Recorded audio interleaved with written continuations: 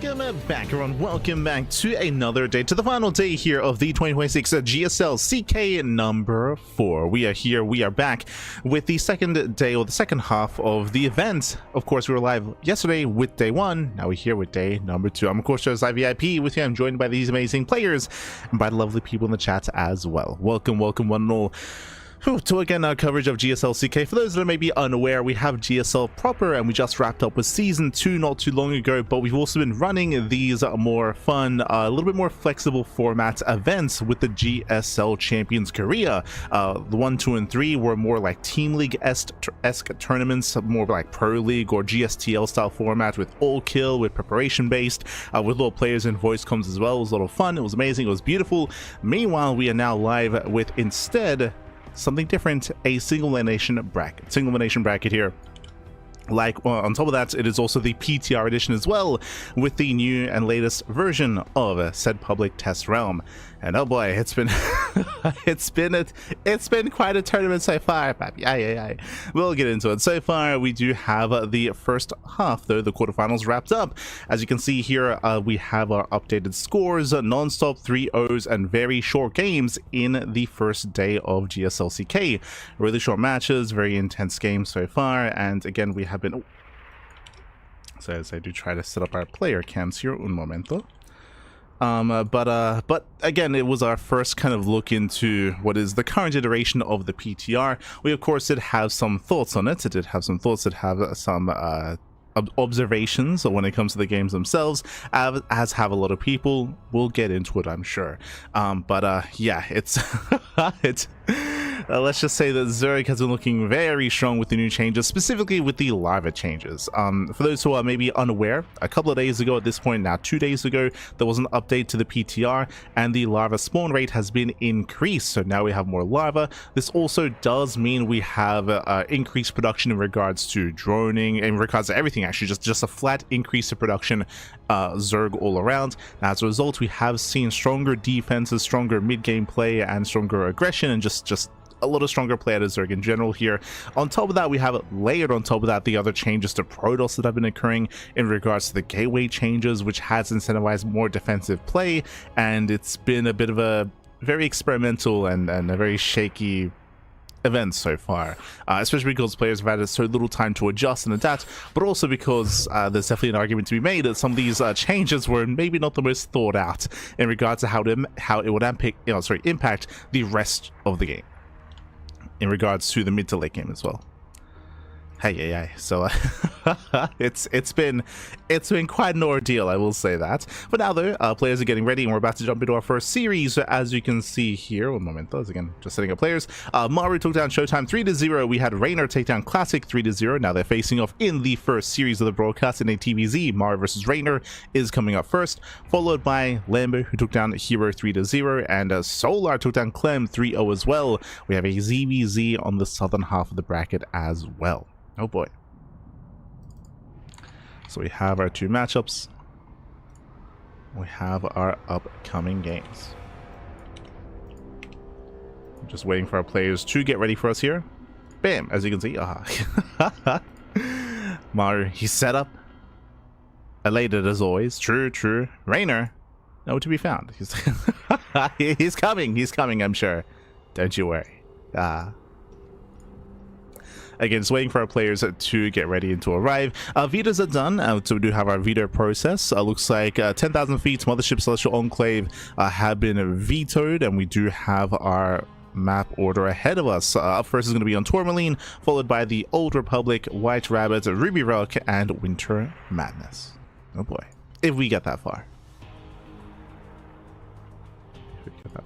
Just testing to see if we do have Reynor's. There we go. We got him. Yo, Reynor, he was beaming yesterday, by the way. And fun fact, it was right at me. It was right after the events, where Reynor actually he posted on Twitter how he's never felt better. He's I think a lot of people are currently kind of are synced up or are lock in step with the idea that most likely there are going to be changes, amendments, and I can't imagine that the lava change is going to survive the PTR. No shot, like based on what we're seeing here. But there are other kind of issues with it as well. Regardless, we're going to be jumping in. Also, before I get ahead of myself, as we get into game 1 of our series, if you're in the chat, if you're watching, if you want to support the GSL and support StarCraft as a whole, not just Korean StarCraft, but also global StarCraft as well, as this event is Korea versus the world, if you will, you can do so via the Patreon. Patreon.com/GSL is a way to support the event and to potentially even fund a future season of GSL. We already wrapped up Season 1 and Season 2, and Season 3 has yet to be funded, and you can help us reach that goal and fund GSL via Patreon.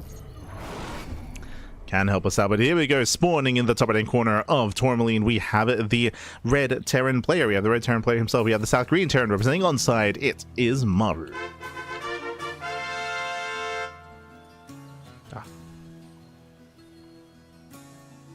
And spawning in the bottom hand corner, we have the Italian Zerg player. We have the blue Zerg representing Basilisk. It is Reynor.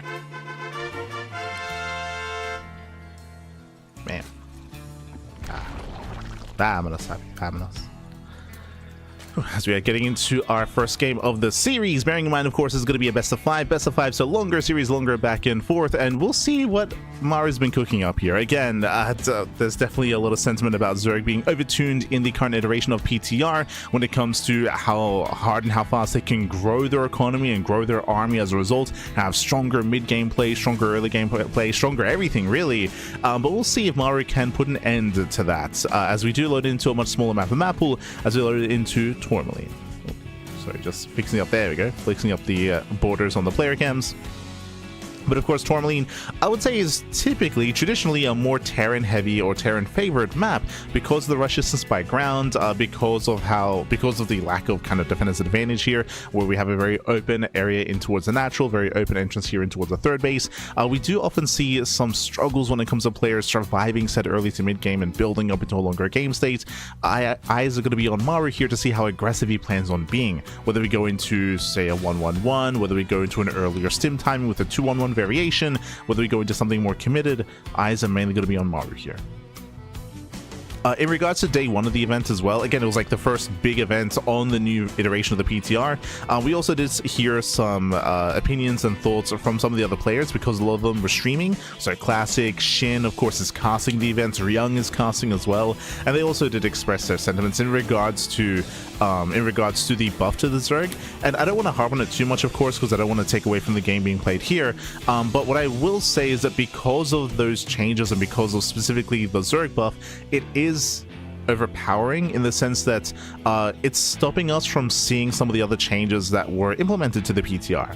Specifically the Ghost, right? The Ghost has been adjusted, has been changed, because the Ghost was looking very dominant in the first version of the PTR, especially in the late game when we saw Mass Ghost versus Broodlord and Fester. We saw many a Zerg player who were ahead, far ahead even, crumble before the Mass Ghost. It was insane just how many games of that we did see with players like Byun, Shin, Solar as well over the past couple of weeks.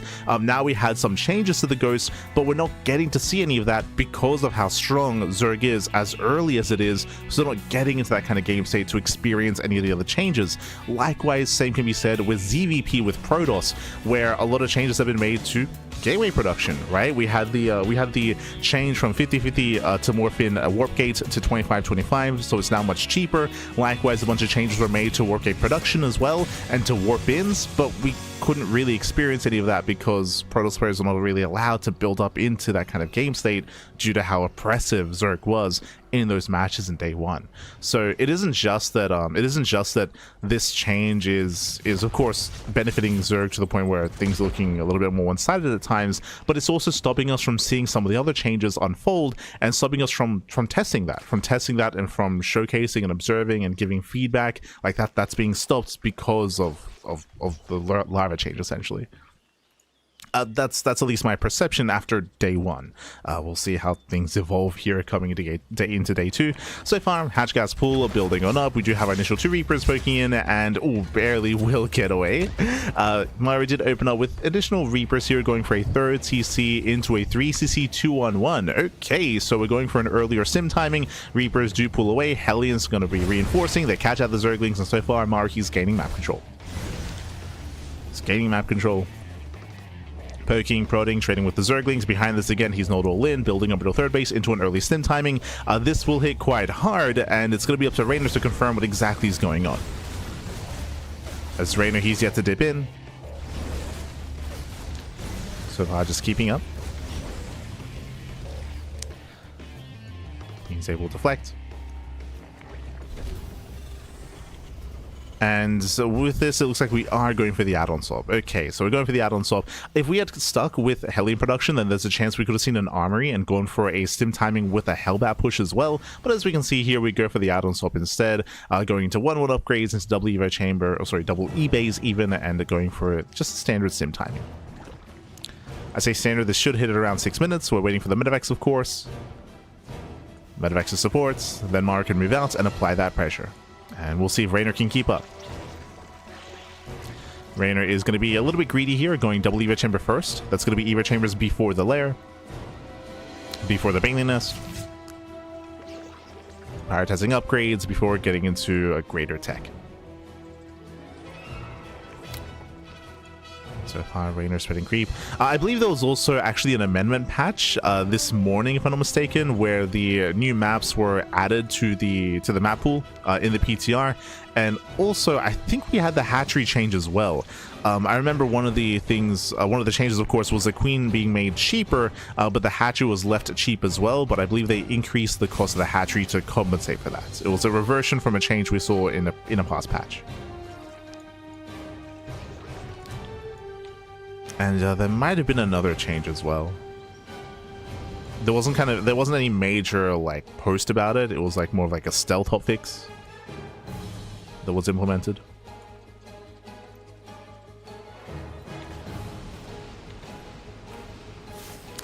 Now we do have our 2-on-1. Does move out. Does hit the initial creep tumors here, catching out all the tumors, applying some pressure here. So far, Reynor is keeping up at the same time, getting ready for his own counterattack. Hellions and Reapers are back at him to defend. So Maru, he is more or less in position. And Maru's ready back at home.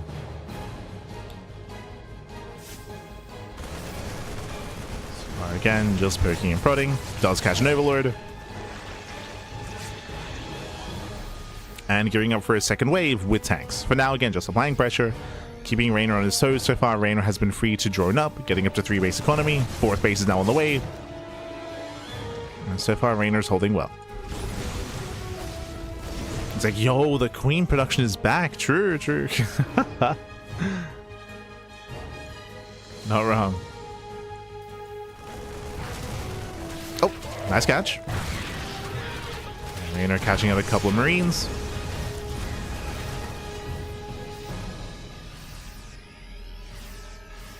Does break in, does pull away. So far, Maru, he does hold, he does defend, building up into a second factory, into additional gases, into a 4th CC. So again, Maru, he's building up into a longer game state. He's not going for any kind of like crisp timing or 8 racks, for example. None of that. Which means we may take it a step further. I mean, Maru, what is he known for in TVZ? I mean, Maru, he's probably the strongest kind of macro fiend out there, the macro player, just known for turtling up. Just turtling up, slowing down the game, securing a 3rd base, a 4th base as well, and then a 5th. A wall of planetary, sensor towers. That's kind of Maru's expertise in this matchup. It's slowing the game down. And we'll see if he can.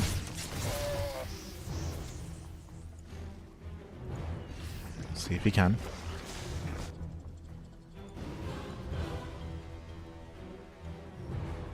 I mean, the advantage here of Tourmaline and the size of the map is that if Maru were to turtle up, and we are now seeing sensor towers being thrown down, but if he were to turtle up and then start to push out across the map, it won't take long at all to actually break out and start to hit bases. Theorizing this kind of maxed out scenario. Again, if he can get there. Now just applying more pressure. Maestro catching a couple of Zerglings. A couple of things they caught out. Again, Maru just keeping Reynor busy. And Reynor is freely taking up as well.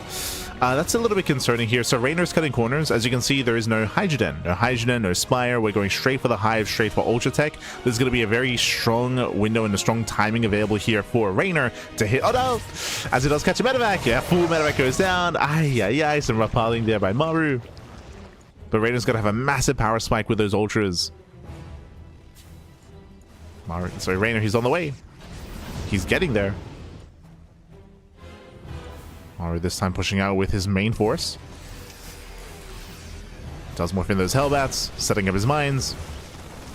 Reynor's maxed out.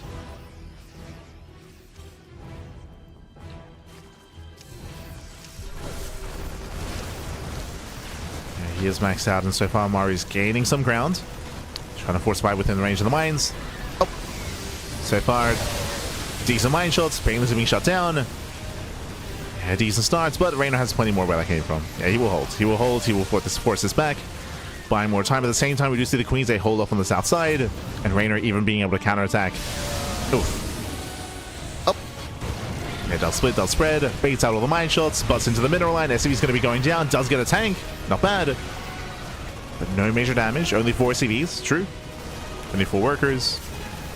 Maru, he defends. And so does Reynor. Now, as the dust is settling here, I do want to say this is benefiting Reynor just because 3-3 is now on the way. I don't believe we have an Ultra Cavern yet. Yeah, no Ultra Cavern yet.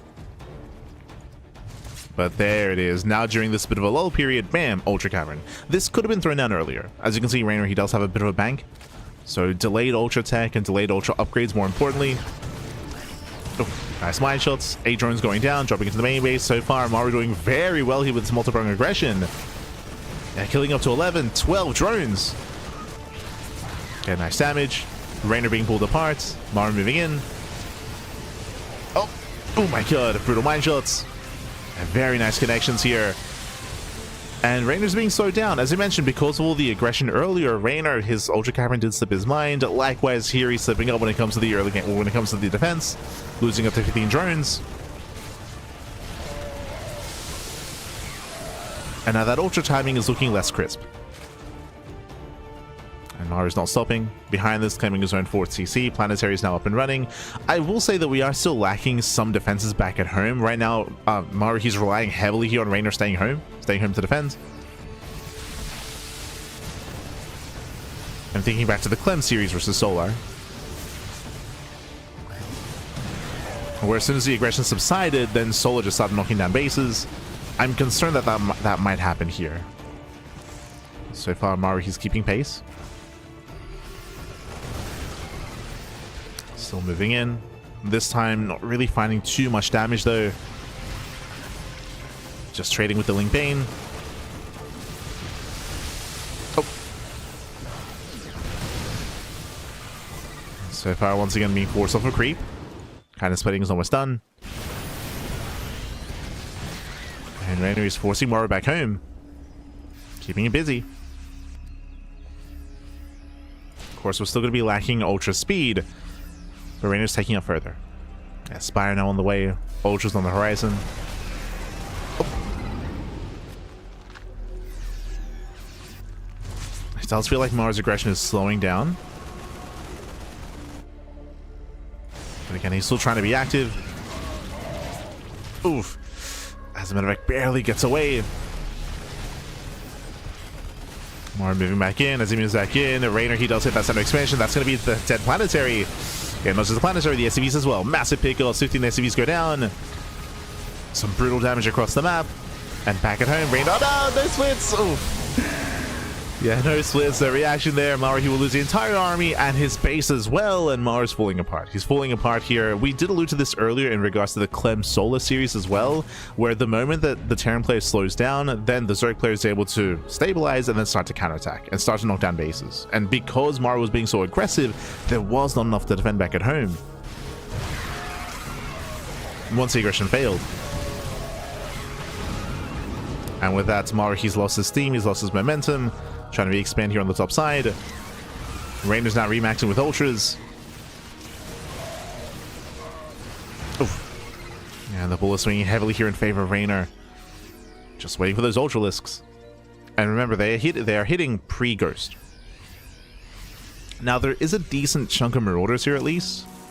You have some Marauders. And against a lower Ultra count, that can be okay. And Reynor already able to engage, cleaning up the majority of the army. Ay, ay, ay. And now the Ultras move in. Now we move in at the same time. Another big counterattack here. SCVs go down. 24 SCV kills. Crazy damage. And Maru cannot defend. He cannot defend. As we mentioned before, like once the aggression subsided, once the drop stopped working, Reynor got very comfortable. And with that 39 SCV kills, every CC is going down. More damage here at the third. And Maru's break. Maru, he's break, Bat. Aye, aye, aye. And what you see is what she gets. It's still a decently sized army here, but there's no sustain. Maru, he cannot sustain any losses.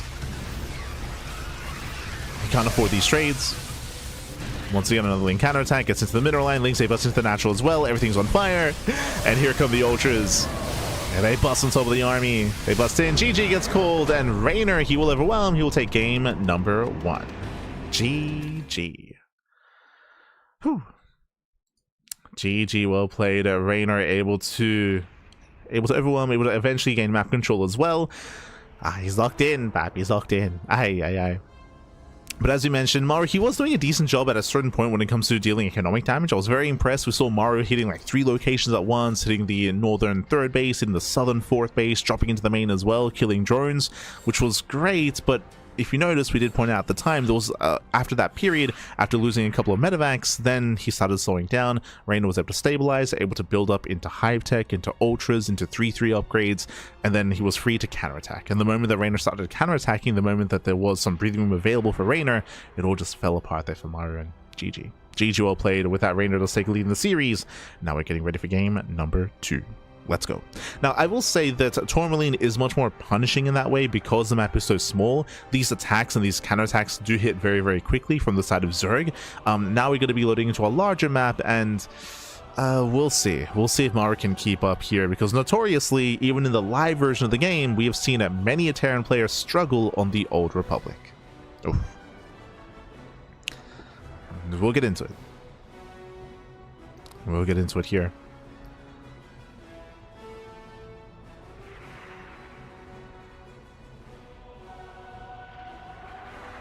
As our players do ready up. Can we stop the ZVZ finals, Pappy? Can we? Aye, aye, aye. I will say that I do think that Maru, he does have a higher chance here to maybe be hyper defensive and to try to slow the game down on this map more so than on Tourmaline. As you saw on Tourmaline, he was expanding. Of course, he was building up into an attempted longer game, but that was all for the back of hyper aggression. I don't really see that working anywhere near as well on the Old Republic, but we'll see. We'll get into it.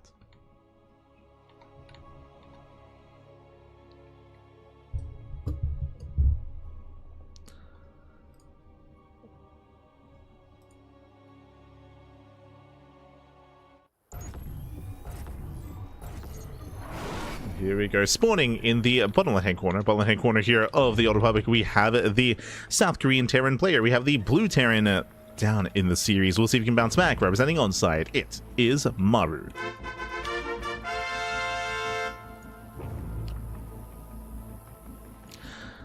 And spawning in the top right-hand corner, we have his opponents. We have the Italian Zerg player. We have the red Zerg representing Basilisk, leading the series 1-0. It is Reynor.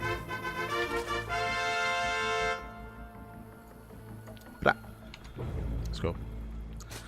Let us go. Welcome all to the Old Republic. This is a much larger map of the map pool. Longer rush distance by ground.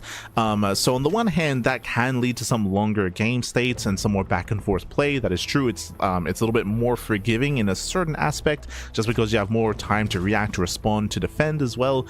But at the same time, I will say that the 3rd, 4th, and 5th bases are very open. They're very exposed. And we have seen many a Terran and Protoss player in the live version of the game struggle to defend. behind and struggled to embrace a longer game on the Old Republic. I'm referring to Maru in GSL, I'm referring to Clem in RSL, in GSL, in other top tournaments as well in recent months. Again, it can be quite difficult. The reasoning for this is because of, one, how open the low ground base is. You can see here it's very open as a fourth location. Likewise, the third base is also much more accessible as well, and the linear fourth base is a lot further away. It's a lot further away, and also multiple angles of attack and a larger attack path as well, a larger kind of entrance.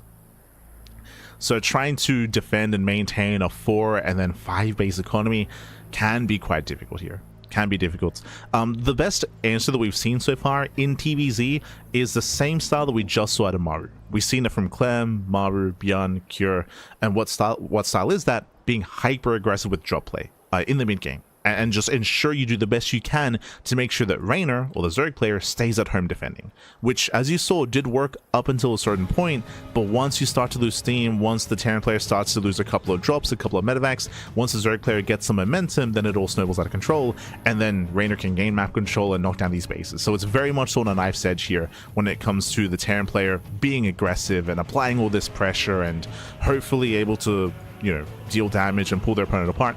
I will say that on the PTR, in this second iteration of the PTR, it's going to be even more difficult for the Terran, just because the Zerg production is even stronger, so a stronger economy, stronger army as well. It should be an easier defense for Reynor than it is in the live version of the game. Which doesn't help. It's which is like, like this game was already going to be difficult for Maru in the live version. Now in the PTR version 2, it's, oh god. I mean, we'll see if he can. We'll see how he does adjust his approach here. If we once again are going to be going for a hyper aggressive approach or something different. Already here. Oh, hello. That is a third CC after the racks. Okay, before the factory, before the starport, before, more importantly, the second racks. This looks like a 3CC 3 racks. Yep, there we go. This is a TVP build. Very rare against Zerg. Very, very rare here. Not unheard of, not unseen, but a rare sight nonetheless. This is a very greedy build out of Maru. Very greedy. Insanely fast third CC, insanely fast economy, faster mules, faster triple SCV production, leading into a stim timing. But again, what's important about this build is just how quickly you get your third CC up and running. So hyper greed out of Maru. Okay.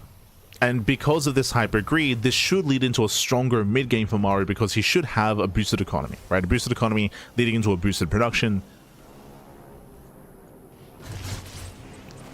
Leading into, again, what should be a stronger mid game, but we'll see. We'll see if he can get away with it.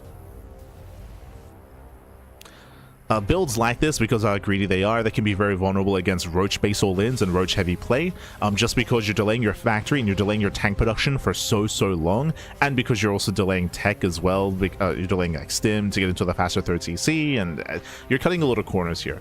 Thankfully, Reynor does have a reputation for not really enjoying roach play. Like, if we were casting Shin or Solar or Rogue or any of the Korean Zerg players, the 3 that I just mentioned, there's a very high chance we play roaches. Like, they're very fond of going into roaches and going that roach ultra style instead of what Reynor did, which is Ling Bane ultra. Ling Bane ultra is much greedier and is something that Reynor enjoys doing. The Korean Zerg players typically avoid that, and they're much more comfortable with roach openers instead into ultra tech. So because Reynor's not really fond of roaches, I mean, Maru's safer in going for this kind of build. And here comes that third CC. It's floating over.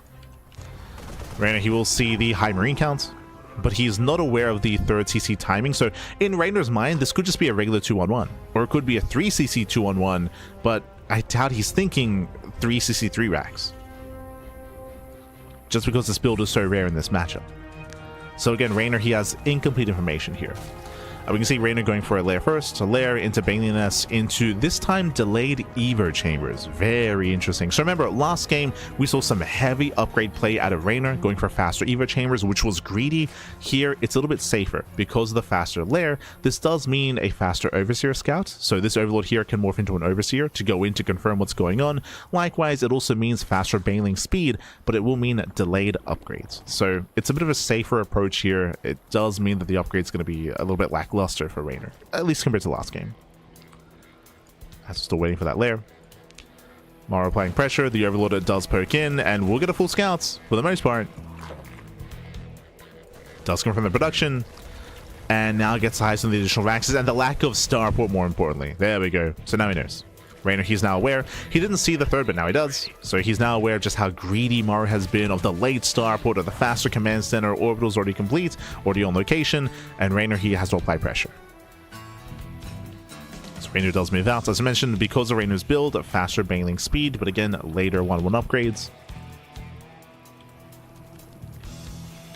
As Reynor, he does pull away. And I'm curious to see if Reynor takes up even further. Remember, last game, Reynor, he went straight Ling Bane into Ultra, but we could dabble in Hydra play or Spire even as well. We'll see.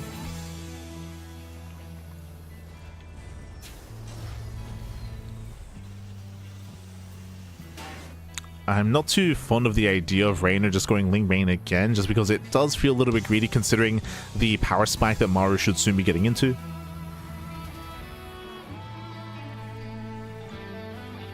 And yep, there it is, Hydra Den. This I do like. As I just mentioned, because Maru has gotten away with his greed, it does mean that he should have a bit of a stronger force coming into the mid game. And Reynor is not cutting as many corners, he's playing Ling Bane Hydra.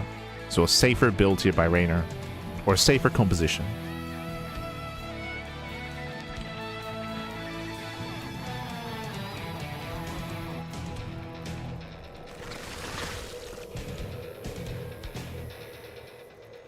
With this Reynor, he'll have some anti-air to try to keep up with the Medivacs to deny drop play. He'll have a backbone to his Ling Bane army. Maru breaks in, catching out a couple of tumors. Crazy yet. Yeah, picking up, rotating over towards the top side. And again, Maru's building up into his own 4th CC. So 4th command center, extra Raxes. Still staying in a very buy-heavy composition. Maru's avoiding his 2nd factory, just going into more Raxes instead, and he will kill the hatchery. Not bad. Free pickup. Takes on the free base. Pulls away. Shaves off a couple of Zerglings. And doesn't lose a single unit. So far, so good. As again, the drop play continues, and you can see, compared to the previous game, we have more Marines here, we have a stronger force. A much more threatening army. Maru, he wants that hatchery once again. Can he force a cancel? Oh, not quite. He will. Not bad. Kills, he cancels, rotates towards the south side, looking to deny the 5th expansion. There is none. So far, good stuff for Maru. Does start things off well. This is all about just keeping Reynor contained and slowing him down. So he does catch out all the active tumors. Pulls away. Reynor's in position.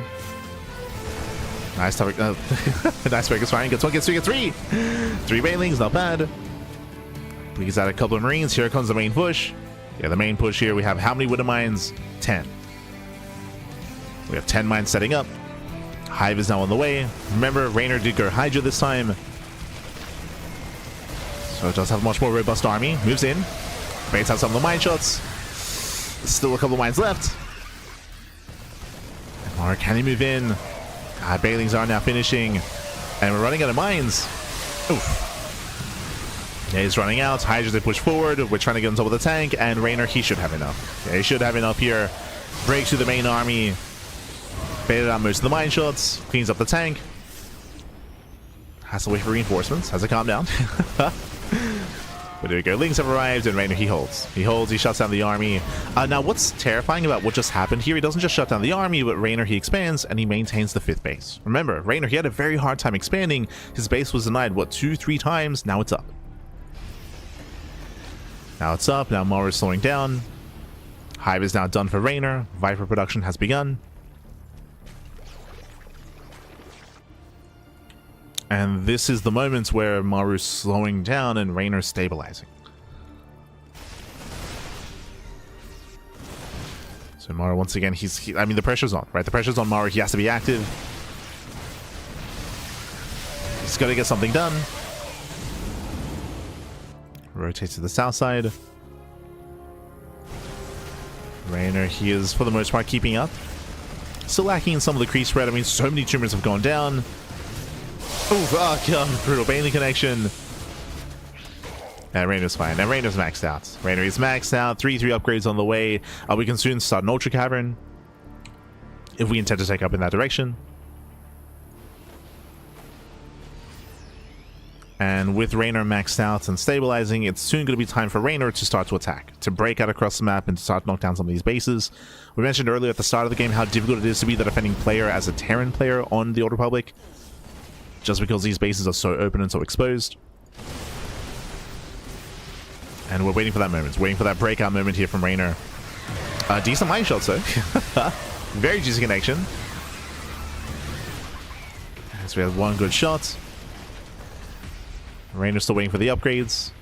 Adrenal's finishing up. 3-3 is still a ways away.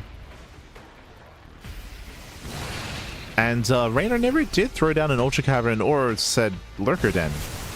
Just relying on the Vipers. That's a little bit risky here. Reynor waiting for his Banelings. And now doing more Finn. And once again, Reynor will be able to collapse forward. Oh, not the best trades here, trading mainly against Marauders. Yeah, a little Marauders go down for Banelings. Not the most ideal trades for Reynor. A little bit messy. Yeah, some messy trades for Reynor, but still good enough. We're getting messy, pappy.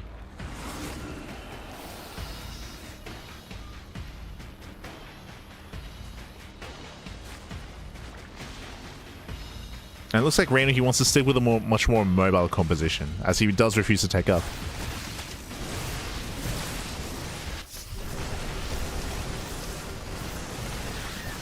Here we have a couple of infestors on the way.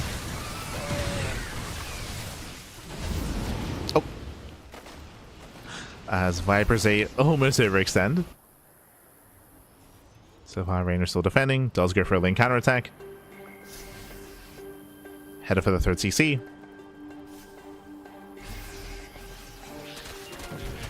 And we'll get a couple of SCVs.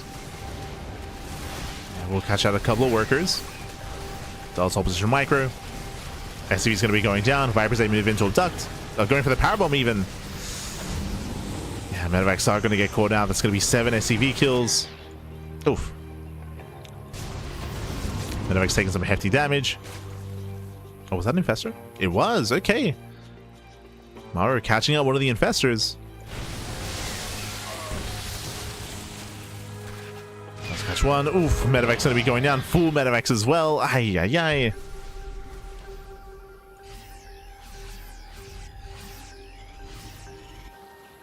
And for now, it looks like Reynor's just happy to just keep up with the drop play. But this is allowing Maru to expand. He's getting a 5th. He's getting his 5th base. If you recall, I was expecting Reynor to deflect one of these pushes and then to counterattack and try to knock down some of these bases, but has yet to really commit to any kind of push. Oh.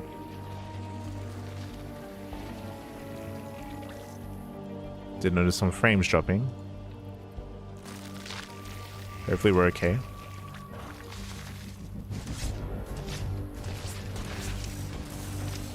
Maru still being active. Catching out a couple of drones. So far, Reynor reacting well. I keep thinking that this is like a drop. I'm looking at the minimap. Ay, ay, ay. I think I've fanned over like 2 or 3 times. And Maru, he's slowly perfecting his army. As we build up into the late game, we have Ghosts being incorporated. We have more starports into Liberators, Fusion Core as well for Liberator range. I'm still a little bit surprised that Reynor, I understand that he wants to stay with a more mobile composition, but to even just work on like a Lurker Den or an Ultra Cavern just for the upgrades as well, just to be ready for that kind of tech transition, or Spire as well, feels a little bit odd, considering that Reynor does have a massive bank as well. Like it's not like he doesn't have resources to spare. So I'm concerned that might hurt him in the long run, but we'll see. Nice snipe. Hatchery goes down.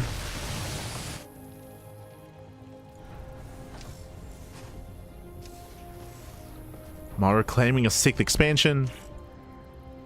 Again, Maru, he can't be allowed to expand like this. Reynor's now moving out.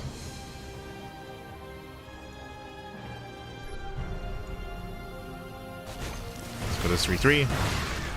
Nice mine shots.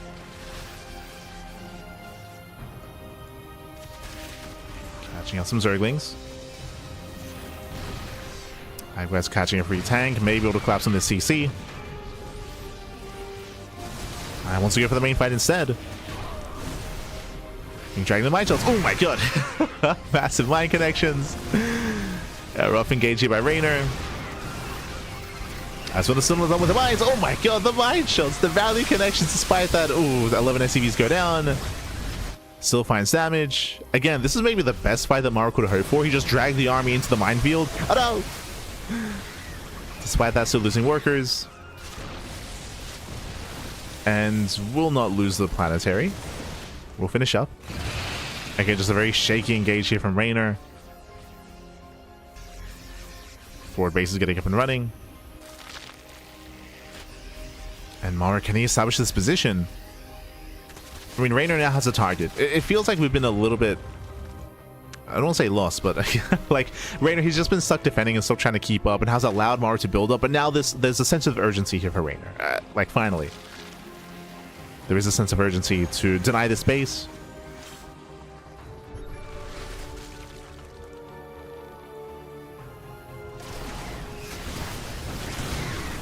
He does abduct, catching up to the Liberators.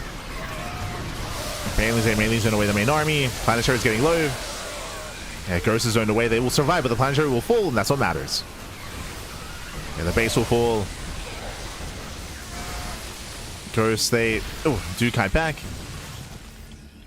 Yeah, they kite back, they kite away, but still the base goes down. We trade a hatchery for a Nexus, sorry, for a Planetary. Better trade for Reynor. Maru did end up losing some Ghosts here. Oh, yeah, was it the changelings? Did they... First shot, they locked him in. But that was how many? There was 6. Oh, 6 Ghosts going down. Some brutal losses. Nuke on the right-hand side. We'll see if Reynor notices. Uh-oh. Reynor. Reynor. Oh, no, he doesn't see. No! Nice damage. 17 drones going down. Very nice nuke here by Maru. So we have a bit of a back and forth here, but Reynor still has a bank. Still has a bank, and Reynor, I believe, is unaware of that southern base. Doesn't know.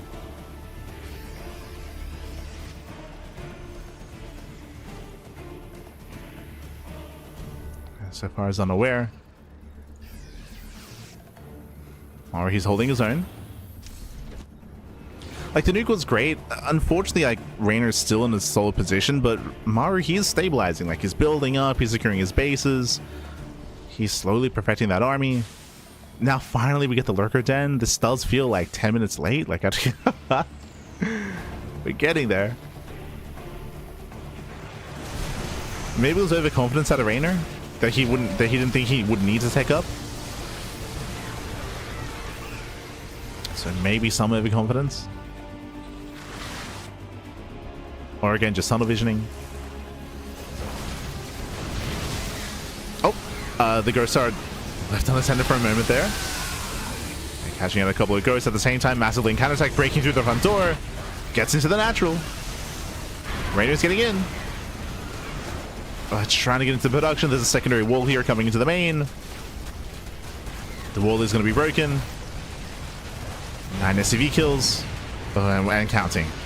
11 workers going down. Depots to do 4. Lings, they catch up more of the production. Reynor, he does get some breathing room. At the same time, he wants that planetary. And he's going to get it. Maru's out of position. Again, Maru, he had to race all the way back home to defend. Planetary goes down, and we can keep pushing. We can keep going. As again, Reynor still doesn't know about bottom rights. Like, this space should be killed. It should be gone. Reynor, he's not aware, Pappy.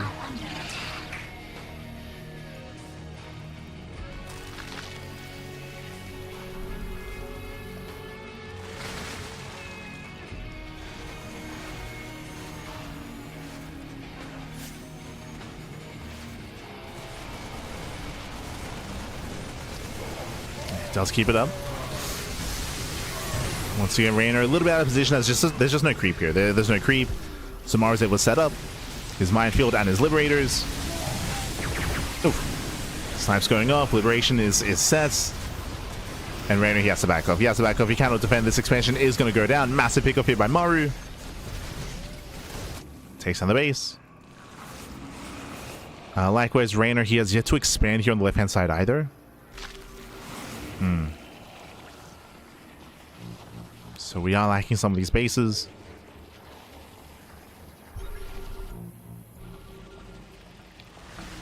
Oh. We do have a nuke. Oh no! Ghost is being cheeky. Yeah, Ghost is caught down. Maru, he rotates towards the left-hand side.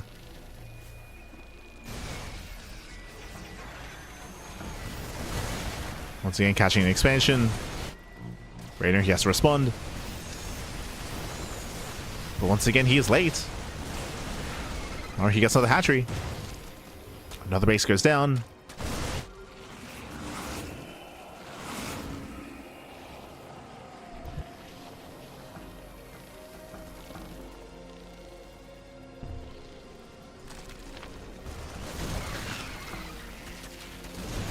Another base falls. Meanwhile, these and the EMPs.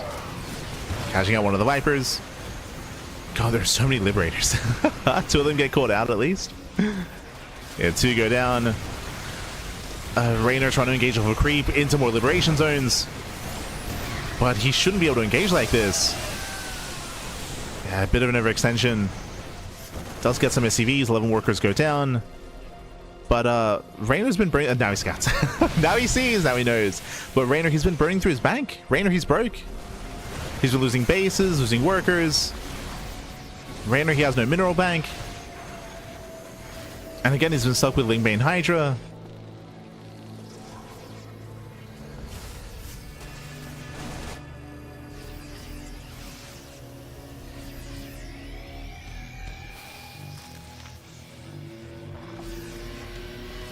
And I would say for the first time this game, Maru, he's looking in control.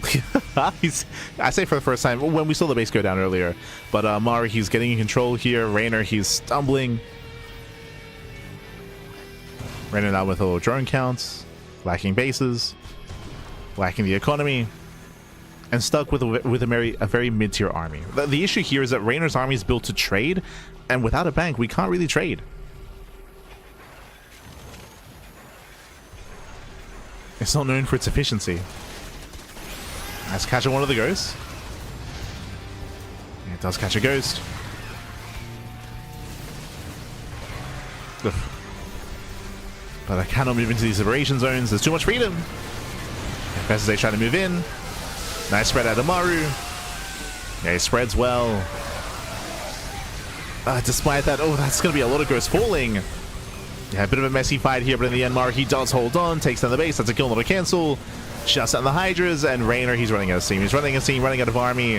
Heavy losses for Reynor, losing all the Hydras. GG gets called, and Maru ties up the series 1-1. GG. Whew. GG, well played. A bit of an awkward game, I will say. GG, well played. As again, it felt like Reynor, he had a lot of map control for a good amount of time, but there was no urgency on Reynor to really apply any pressure at the 4th location. It looks like maybe he was waiting for the 5th base, but once the 5th base got up and running, like Reynor, he wasn't really able to deny it. Likewise, was unaware of the bottom right-hand base either. So Reynor, who was lacking some of that information about the other expansions. Likewise, Reynor, who was stuck on Lingbane Hydra, he chose not to take up. There were a lot of opportunities to try to build up into a different kind of composition. He chose to stick with a more mid-tier army, which is supposed to be very mobile, very flexible, and ideally you're able to knock down the 5th base time and time again. But once that stops happening, once you fail to break down those bases, then things start to get more dicey there for the Zerg player. Things become more difficult, and you're stuck with an army that can't really achieve too much here. GG. GG, well played. With that, a very nice recovery out of Maru as he does tie up the series, and now we're getting into game number 3. Let's go. Going to be loading into White Rabbit. Let's go. But again, a bit of an awkward game there out of Reynor, and again, maybe just a little bit too complacent, it felt. Maybe a little bit too complacent.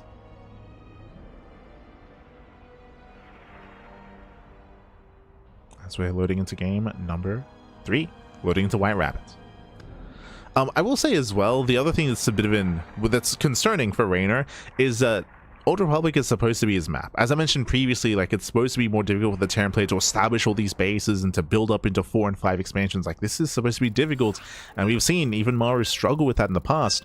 But Reynor, he wasn't able to punish as we would expect, and that doesn't bode well coming into some of these other maps here. So, we'll see. We'll see if Reynor can make up for game 2 as we're loading into White Rabbit.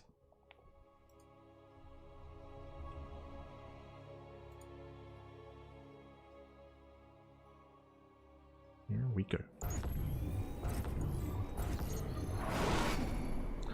And spawning in the top right hand corner of White Rabbits, we have the red Terran player. We have the red Terran player himself. We have the South Korean Terran representing Team Onside. It is Maru.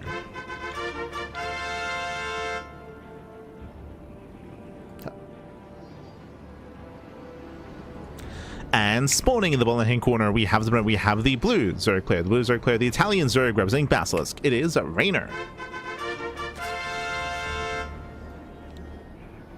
Here we go. Reynor with the head here, sorry, with the bed here. Yeah, we gotta wake up. We gotta lock in, Pap. You gotta hi. But again, Reynor maybe just a little bit too hyper fixated on that mid game, on that Linkbane Hydra composition. Eventually did fall off and did get outscaled throughout the course of the game.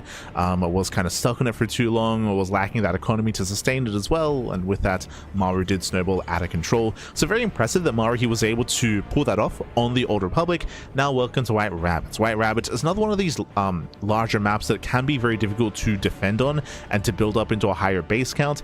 It's a little bit different to the Old Republic. Here the bases are much more spread out. There's a lot more distance here in between your 3rd, 4th, and 5th base. As a result, map control, map awareness is paramount to keep up with your opponent's army rotations. It can be quite difficult if you miss a rotation, if you miss an army, to defend some of these fringe bases. As a result, we often do see like a centralized like 4-base setup here, but the 5th base should be much more difficult to take. I say should be, I mean, hey, I was saying the same thing about the Old Republic, but I feel like eyes are mainly going to be on Reynor here to see how he does adjust, to see how he will approach the rest of the series after game 2. We'll see. For now, hatch gas pool, standard opener here out of Reynor. So we are going to be calming down and settling in.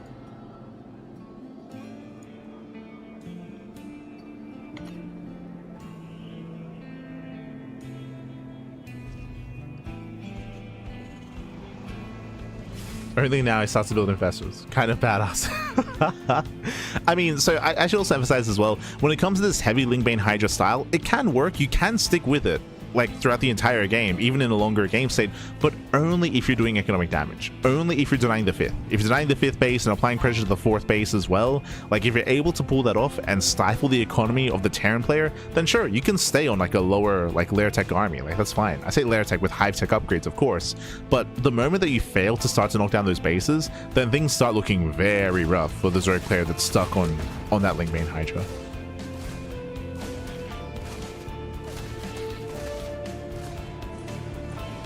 So the style that Reynor was playing, it has its place in the meta, that is true, but there are some kind of like prerequisites. There are some other factors that determine how successful that can be.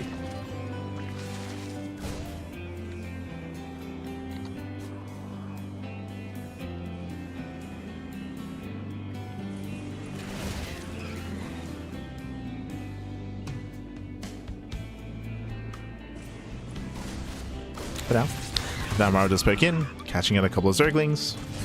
Oh! And does pull away in time. Behind this back at home, we do see a 3rd CC. Remember last game, we did have a 3 CC 3-racks out of Maru having a very greedy build into a stronger mid-game. Here we do see a more standard 3rd CC before Starport. This is more what we expect, aside from the fact that we did open up Double Reaper.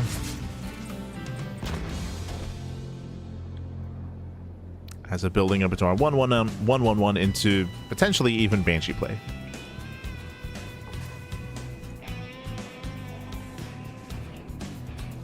We shall see.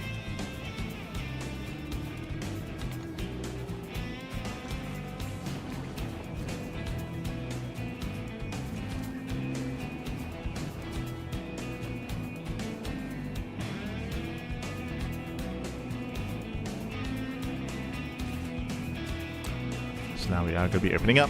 there's that tech lab on the way. So I did notice that this was going to be a later tech lab, and it looks like we're not going for the add-on swap in a Banshee play. We're going to be opening up Liberator instead. So going for a Liberator-based opener. No cloak. Maru does poke in. And we'll see what kind of damage you can get done. Because we're not going for the add-on swap, it does mean we do have an earlier stim timing available for our Terran player. As we're keeping the tech lab on the racks. So earlier stim. No Banshee. Liberator does move out. We actually go for a second Liberator as well. Okay. Interesting. And there's no second racks yet either. How many Hellions do we have? 6. We're about to have 8 Hellions. I'm curious if we go a little bit harder here. Are we going to get an armory? No, double eBay. Okay, double eBay on the way. Liberator into the main. We'll distract the queens. Hellions push in. Looking for an opening. They rotate over towards the third base. Queens out of position.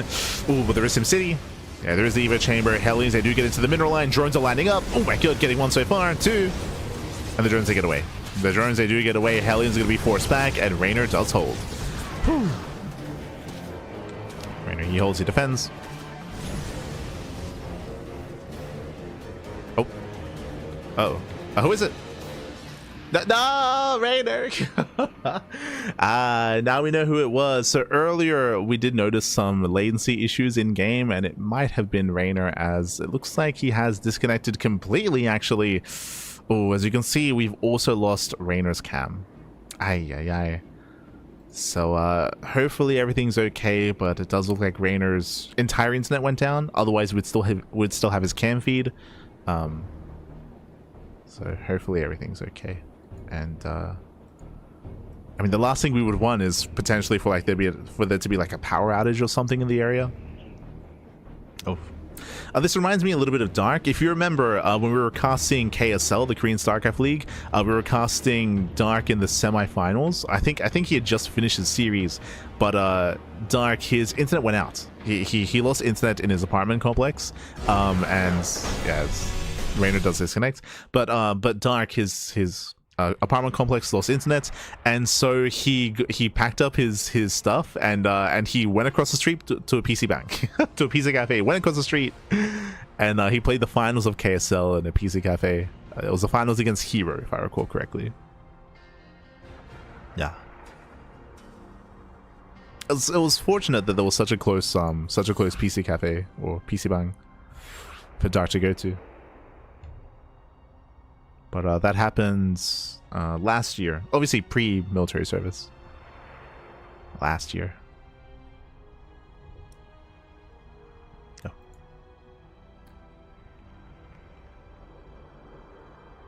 But do we have any news on Reynor?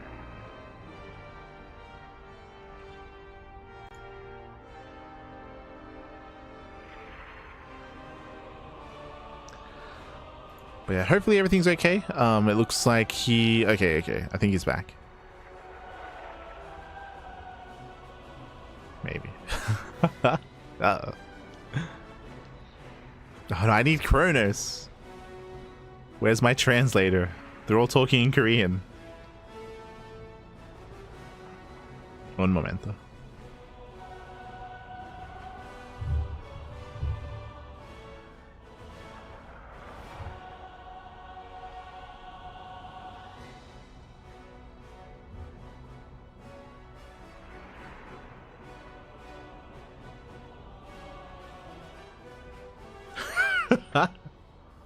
No. So Maru's asking something. He's like, "Hey guys, is the Zerg change noticeable?" And and Ryung, he's asking Maru's like, "What do you think?" And Maru's like, "I don't know. That's why I'm asking." They're all laughing. No. That reminds me actually of Hero. I remember it was last patch. It was the last patch that we had back in November, right? With the Storm patch. I remember the patch went live, and that week Hero, I think it was a Pigastar Cup. Hero played in Pigastar Cup. And he played the tournament. He was in the finals, and mid-series, Here he asks, "Oh, is the patch live?" like he played the entire tournament without realizing that the storm patch had hit. That hit the live version of the game. He had no idea, and just like mid tournament, mid finals, it was like, "Oh, was something different?" It's like, God damn it, here, God damn it.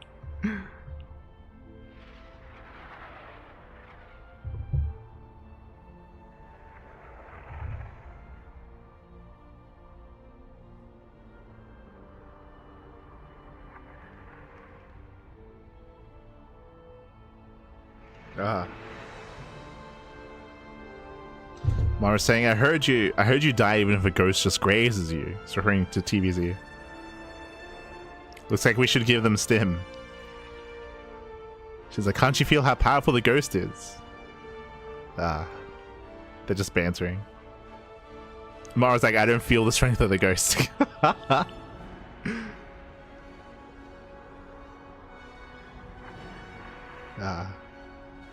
But they're all just... So Shin, Maru, and Ryung, they're all just bantering in the lobby chat. Or bantering.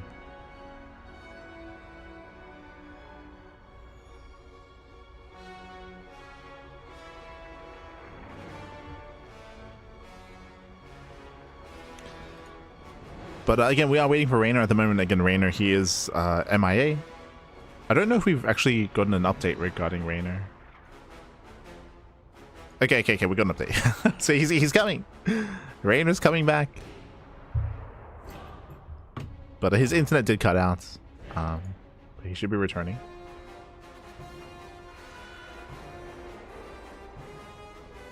Yo, speaking of Kronos, let's go. He's in the chat translating.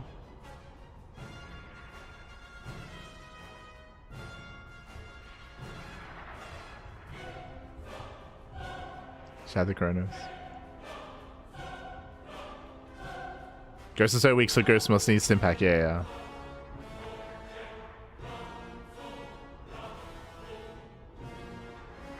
But nervous when Banelings come close. I need to move away. Yeah. We did see that during the previous game as well.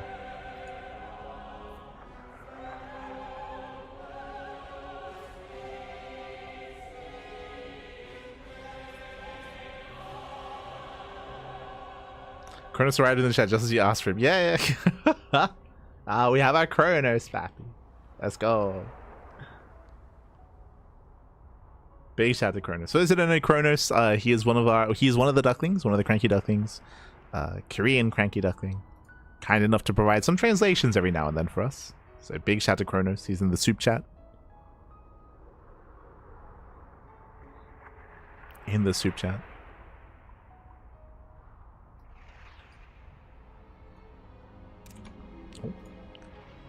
And Reynor has returned.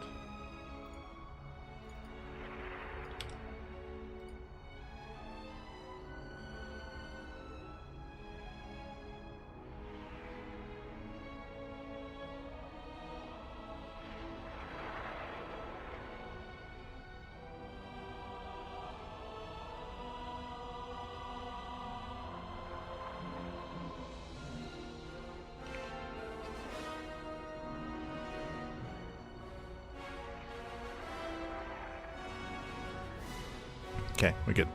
Okay, we're good to go. So we have Reynor. He has returned. He's returned to us, Pappy. I don't think his camera is working, though. I haven't noticed. But let's go. Let's jump in. Hopefully it does reconnect during the game. Otherwise, it's all good.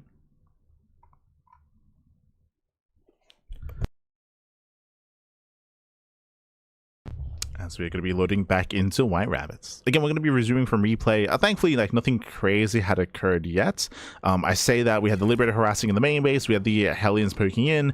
If you recall, as we do... So there we go. We have our cams back. But if you recall, we did see Reynor. He was able to defend against the Hellion dive, losing only 2 drones. So minimal losses out of Reynor. He was able to keep up, able to defend. And from here, we're getting into said early to mid-game. We're delving into the mid-game. Jump back in. I'm bearing in mind that we do have 3 series here tonight. We do have the both semifinals, then the grand finals thereafter.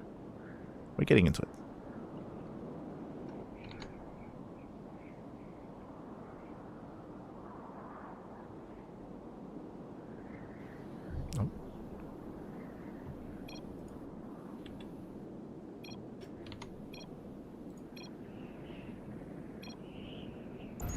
Beautiful.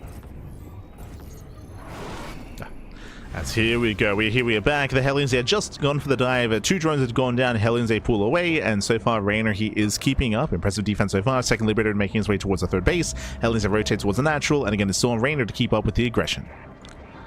It's still on Reynor. Does rotate. Hellions they attempt to go for the dive.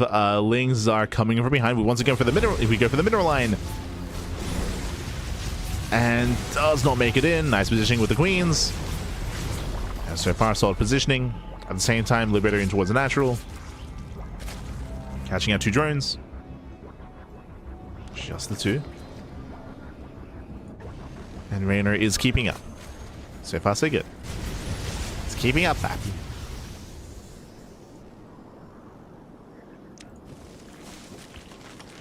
Oh, there we go. Sorry, just fixing up the score screen. Picking up the scores.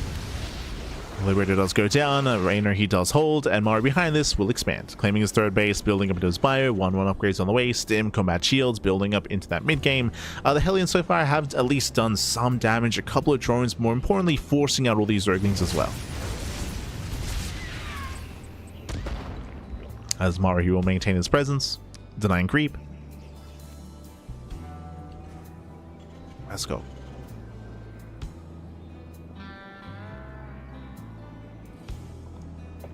Yeah.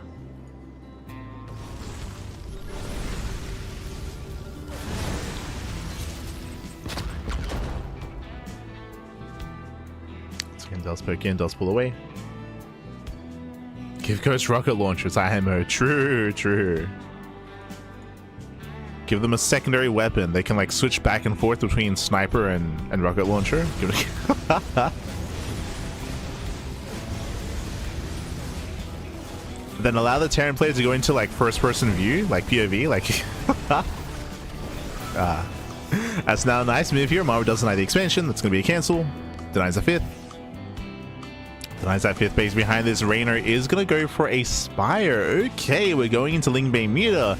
A very risky maneuver here by Reynor. So when it comes to Muta play here in ZVT, as the army does move in, funnily enough, we were going to be discussing this earlier, as there was a comment asking for Muta play earlier in the chat. But now just straight with the queens, a 1, soon to be 2 queens going down. Bailey, so they do connect.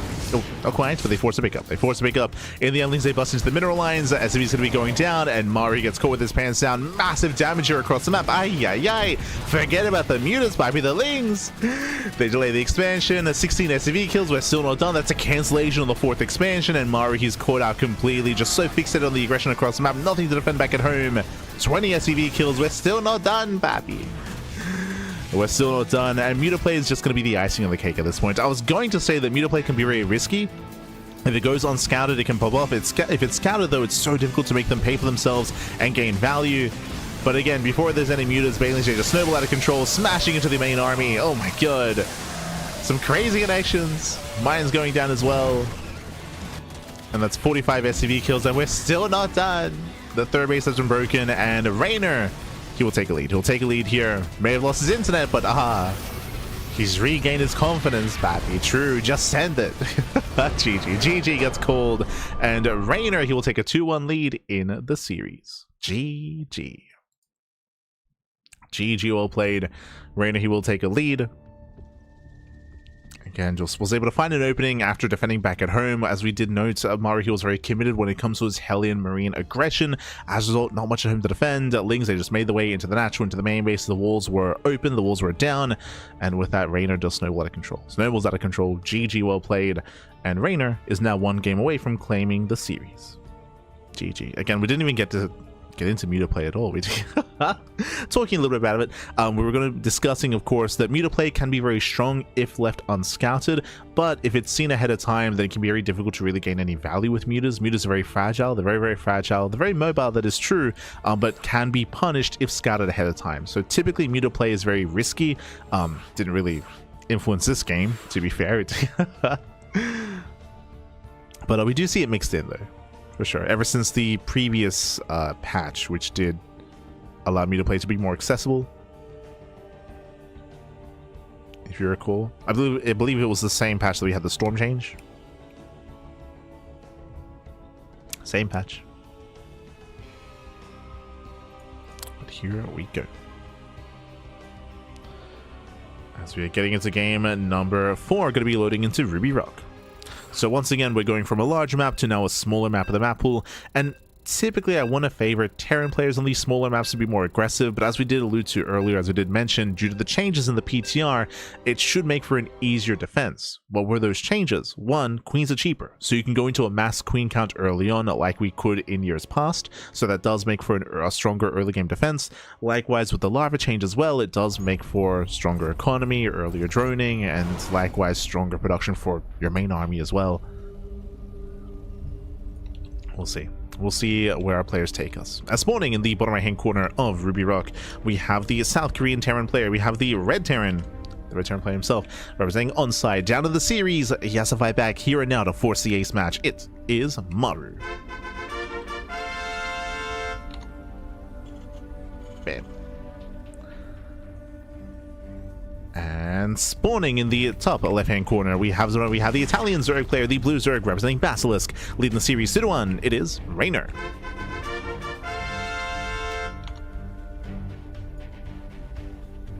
Here we go. So we are getting into game number 4 here again. Reynor, he needs one more game to claim the series. Welcome to Ruby Rock. Again, Ruby Rock has a short rush distance by ground, and as a result, early timing attacks can be hitting very, very hard on this map. But I'll be honest, we haven't really seen Maru be too aggressive, even on Tourmaline. Maru, he's been very active with drop play in the mid game, that is true. But outside of that, we haven't been seeing these kind of like big, crisp timing attacks. Meanwhile, that is a pool first build out of Reynor. Hello. What's going on? Okay, so it's going to be a pool hatch opener into a delayed gas out of Reynor, I'm assuming. So interesting setup, interesting build. We have seen Reynor do this in the past, and I believe his rationale has been that in the past he has expected, say, like proxy play and proxy raxes out of his opponents. I want to say that Reynor recently went over some of his series analysis against Maru during the Thunderfire tournaments earlier in the year, and he did kind of like speak on his fear of something like proxy play and trying to like read that or counteract that as well. So we do see the early pull into a hatchery. This is not going to be for an all-in. Remember, gasless build here by Reynor. 6 things are on the way, and we'll see if Reynor can bypass the first Reaper and delay the CC of Maru. It's a way to just shut Maru early on, and also if Maru was going for a proxy to shut it down. We see that is not the case. Also, typically, because the gases are so late, usually Zerg players will be skipping link speed in this kind of situation. They skip link speed, they go into, say, a faster lair or faster roach play. We'll keep an eye on Reynor to see if he does pull out after 100 and what he spends that first 100 gas on. Reaper does pick in, and Reynor, he slips by. Maru, he will scout the spawning pool. He's unaware of the natural base timing, though. Yeah, there was no SCV scout, true. Yeah, no SCV scouts. Jordan gets low. Reaper gonna be pinned back. Oh my god, the Reaper barely gets away. At the same time, there's a cancel. There's a cancellation. Massive pickoff.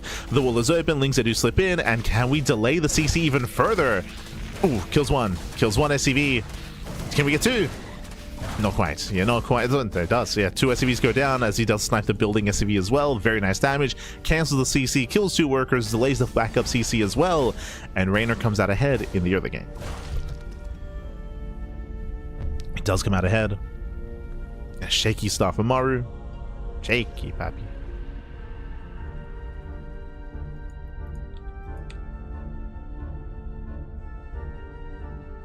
So the pressure's on. Does go for a counterattack. Does pull out a gas here. Will still go into link speed. It's going to be delayed link speed out of Reynor, but he will still invest. Reapers take him into the mineral line. He wants drones. He gets 1. Yeah, 1, 2 drones going to be going down.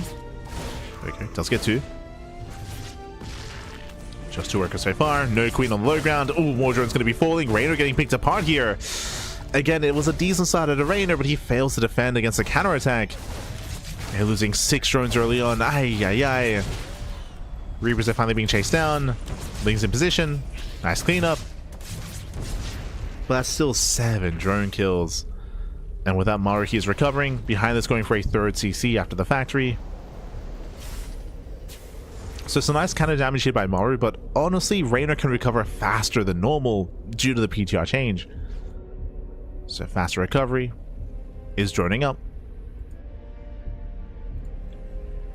And the pressure is still very much so on Maru. Elites are spotted.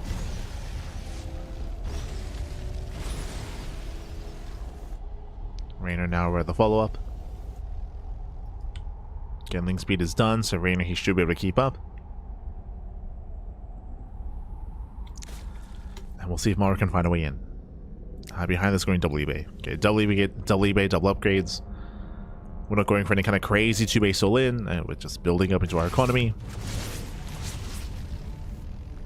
And again, the pressure is still very much on Maru to try to equalize.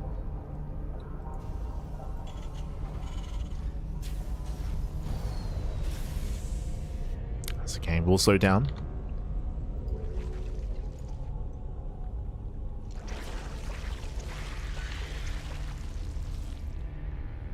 StarCraft goes confirmed? True, true.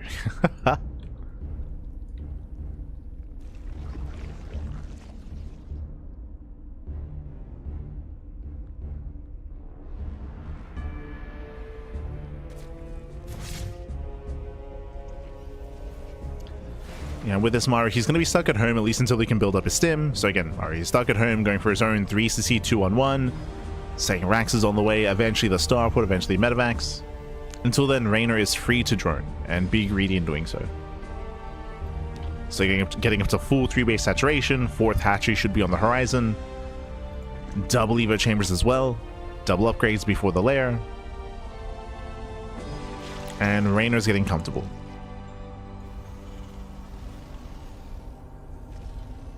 It's getting comfortable.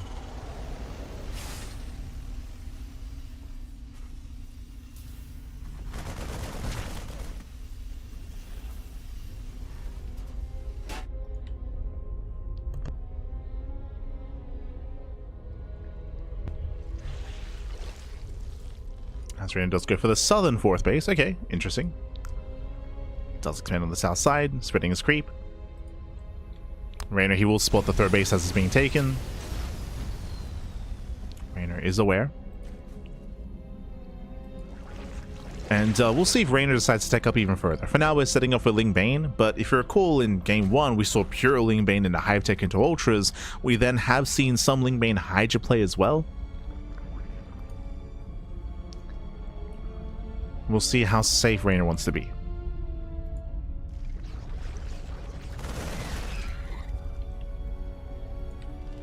I was all behind the rationale behind going Hydras on Old Republic, but we saw it kind of fall apart a little bit, and Reynor maybe tunnel vision a little bit too much. I'd hope we see a little bit more urgency out of Reynor in the mid game here. As Reynor, he does spot the move out. Reynor's aware. Do we have a nest? Uh-oh. No? Oh, so we do. We do. No bailing speed, though. Marines, they move in. Ling Bane is out of position, and this hatchery is going to be forfeit. And again, Reynor, he saw the move out. He saw the army. He saw it coming. Despite that, the hatchery goes down. Reynor was not ready. And behind this is going for the Spire. Ooh, cheeky move here by Reynor. I do like this considering the position that we're in, right? Like, Maru, there's a lot of pressure on him to find some damage and to be active.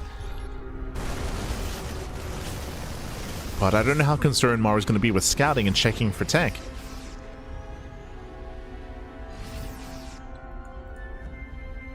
We'll see if Reynor gets away with it. The scary thing, of course, about this map is because it's so small, move outs like this do hit very, very quickly. And if Maru does catch wind of what's going on, he can punish Reynor quite hard. Another cancel. Another denial.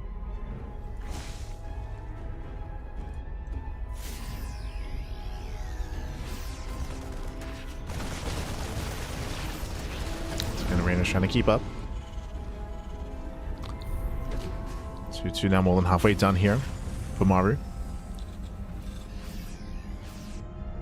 And the Spire's not done. Yeah, Spire's complete. We have 9 meters on the way.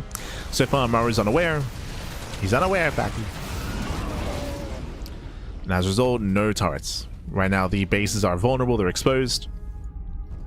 We'll see if Reynor goes straight for the economy, or if he does feel the need to catch up with these medevacs and shut them down. And shut down the drops.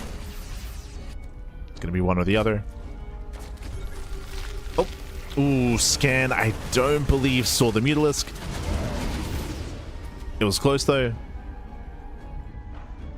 Double drop into the main base, and music turn around. Okay, we're going for the drops. Right, he's going for the drops. For going economic damage. He will catch us out. Yeah, we're just going to try to buy time. Yeah, soon they're actually going to go down. So nice clean up here by Reynor, and Maru now has time to respond with turrets. Turrets are being thrown down back at home. He's setting up here in the mineral lines. But the drop play should subside. And now Maru has to turtle up as he has lost map control. Maru has to get the hell out of here. Has to pull away. Being forced to turtle up on Ruby Rock is going to be brutal. This map is very open, very accessible at the third base, the fourth base, the area in between the bases as well. It's not an easy map to defend on. Oh.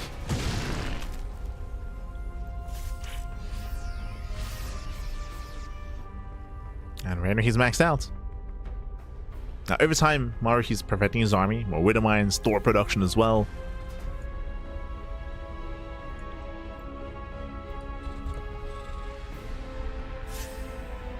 It's still going to be quite tense. Bearing in mind the mutas are very fragile. One wrong step and muta clouds can just evaporate. So Reynor, he also has to be very careful.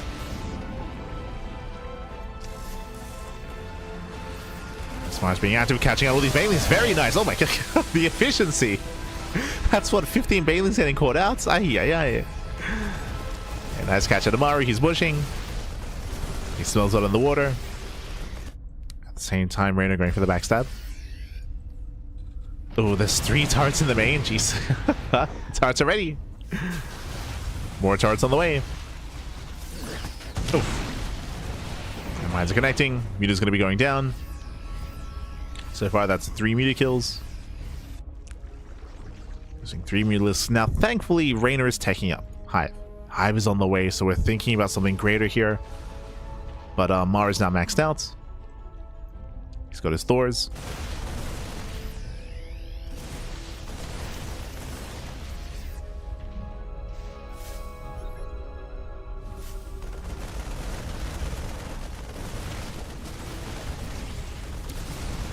Thors have arrived. The creep is going to be cleaned up.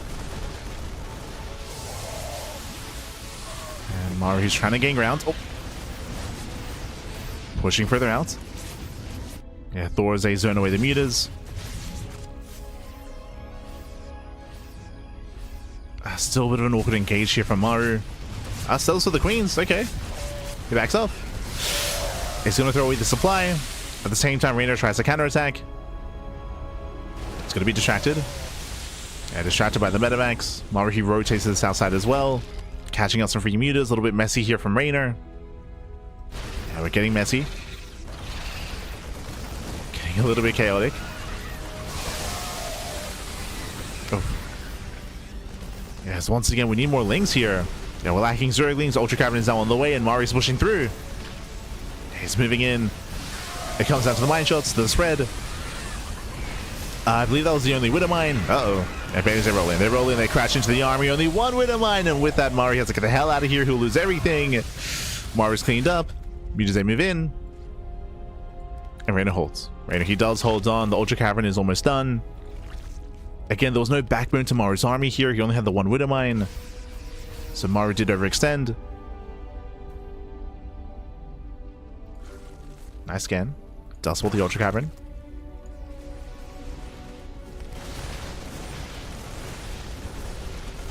Where the ultras, despite that, trying to be active, getting caught out. Oh, the Thor's getting surrounded. Nice pickup. Does save the Thors. Does try to. But the interception. Yeah, brutal interception here. Thors are caught out. They will go down. Losing 1 Thor. And now collapsing of the others. Oh, does try to. Nice control. And Maru juggles well, but he's losing so much on the ground. The Thors are saved. What about everything else? That's going to be 25 SCVs. The Bio Army crumbles. We tried to meal, but Reynor's done it. Reynor has broken the 3rd base, killing every single SCV, forcing friendly fire as well from the tank. Oof. Got some brutal tank shots. And behind this, we have ultras. 6 ultras in production as well. Again, Maru did overextend and everything just snowballs out of control. That fight here in the center of the map was brutal.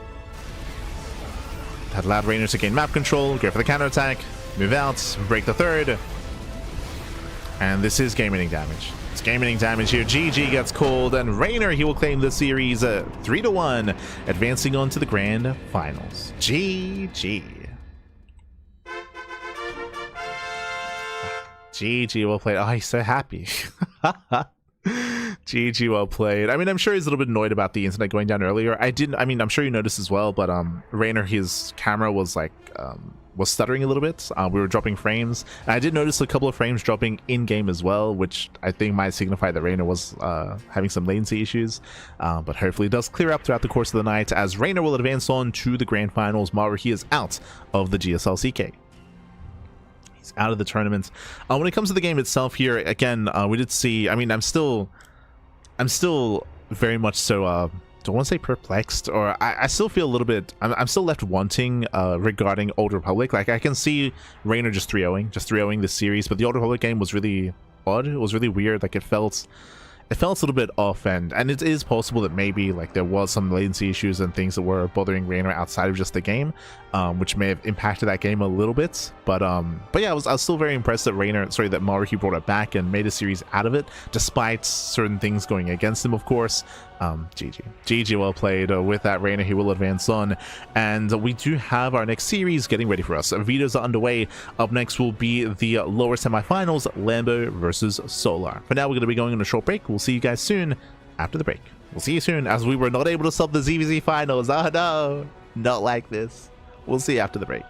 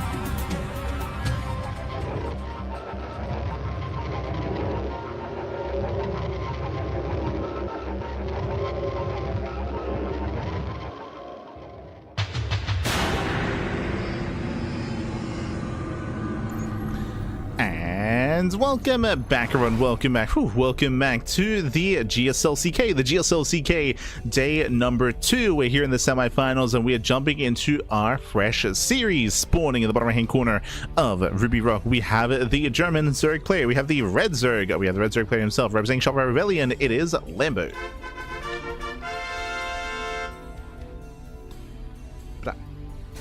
Looking suave, papi. Ay, ay, ay. And spawning in the top left-hand corner, we have the blue Zerg player. The blue Zerg player himself, it is Solar. Going for the 10 pool. Let's go. Let's go, baby. Let's go. Ay, ay, ay. As I'll be honest, I have actually not really experienced any or very minimal ZVZ in the PTR, whether it's PTR version 1 or PTR version 2. It's something that I just have not been able to really experience too much of. So interesting build here by Solar, again going for the 10 pool, I should emphasize, and Lambo going for what looks to be a hatch first instead. With this Solar, he'll have early link production, of course. We'll see how committed Solar is going to be. We'll see if he does pull the boys with this. We'll see if he pulls the boys and commits, or if he does have something else more sinister up his sleeve. Meanwhile, I also do want to rectify something. I do want to rectify. Yeah, I see Icestun saying that apparently, according to some sources, lava buff was reverted in last night's patch. I believe so as well. That does now make sense as to Maru's comments. That's why I found it a little bit weird. But if you remember, Maru, he said like, "Hey, do you guys feel the Zerg nerf?" I was a little bit confused as to what he was referring to, but I guess Maru, he was referring to the lava buff reverted to what it to like its original values. So it looks like that is not impacting this tournament in the semifinals, but did have its impact in the quarterfinals. So that's, aye. But it is important to now be made aware of that. Again, I think I mentioned at the very beginning of the broadcast how there was like a ghost buff, or like a, so I say ghost, sorry. There was like a stealth patch. As here comes the temple links, they do get across the map, they get until the expansion, but there was a stealth patch which there was no like announcement about it, but a bunch of changes were made, and it looks like that was one of them as well.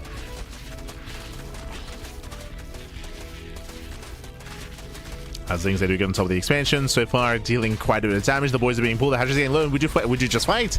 And how many drone kills? Getting 1, 2, 3, 4, 5. Oh, this is too much. This is far too much here. 6 drones going down. Critical damage is being dealt. Ay, ay, ay. And we're still not done here. More links are flooding across the map. And with that, Solar, can he even kill the expansion? Can he get all the damage? He gets everything. 12 drone kills. And the hatchery. GG gets called. And Solar takes a very cheeky lead in the series. GG.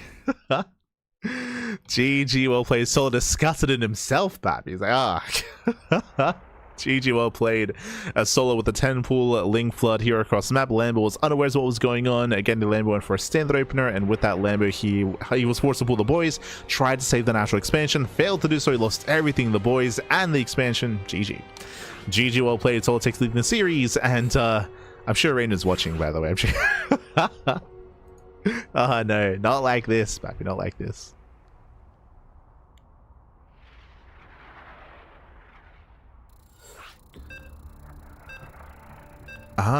So the hatchery went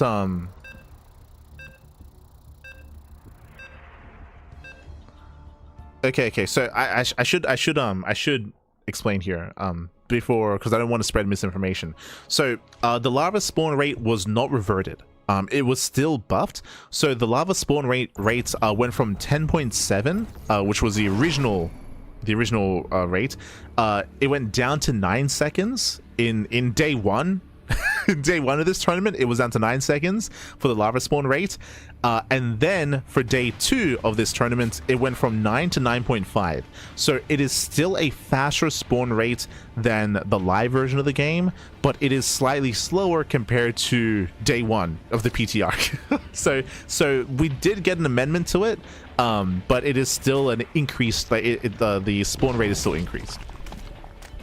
So just for those that are maybe unaware, I'm just now being made aware of this. So it's still an increased spawn rate, but it has been minimized compared to last time. Unfortunately, we have almost purely ZVZs left tonight, so we're not going to be able to we're not going to be able to compare and contrast how that looks in some of the other matchups. I guess we could a little bit with the Reynor Maru series, but regardless, spawning in the bottom right hand corner of Winter Madness, we do have the South Korean Zerg player. We have the Blue Zerg. The Blue Zerg player himself leading the series 1-0. This time droning. This time there's no 10 pool or 9 pool or anything of that nature. It is Solar. Here we go.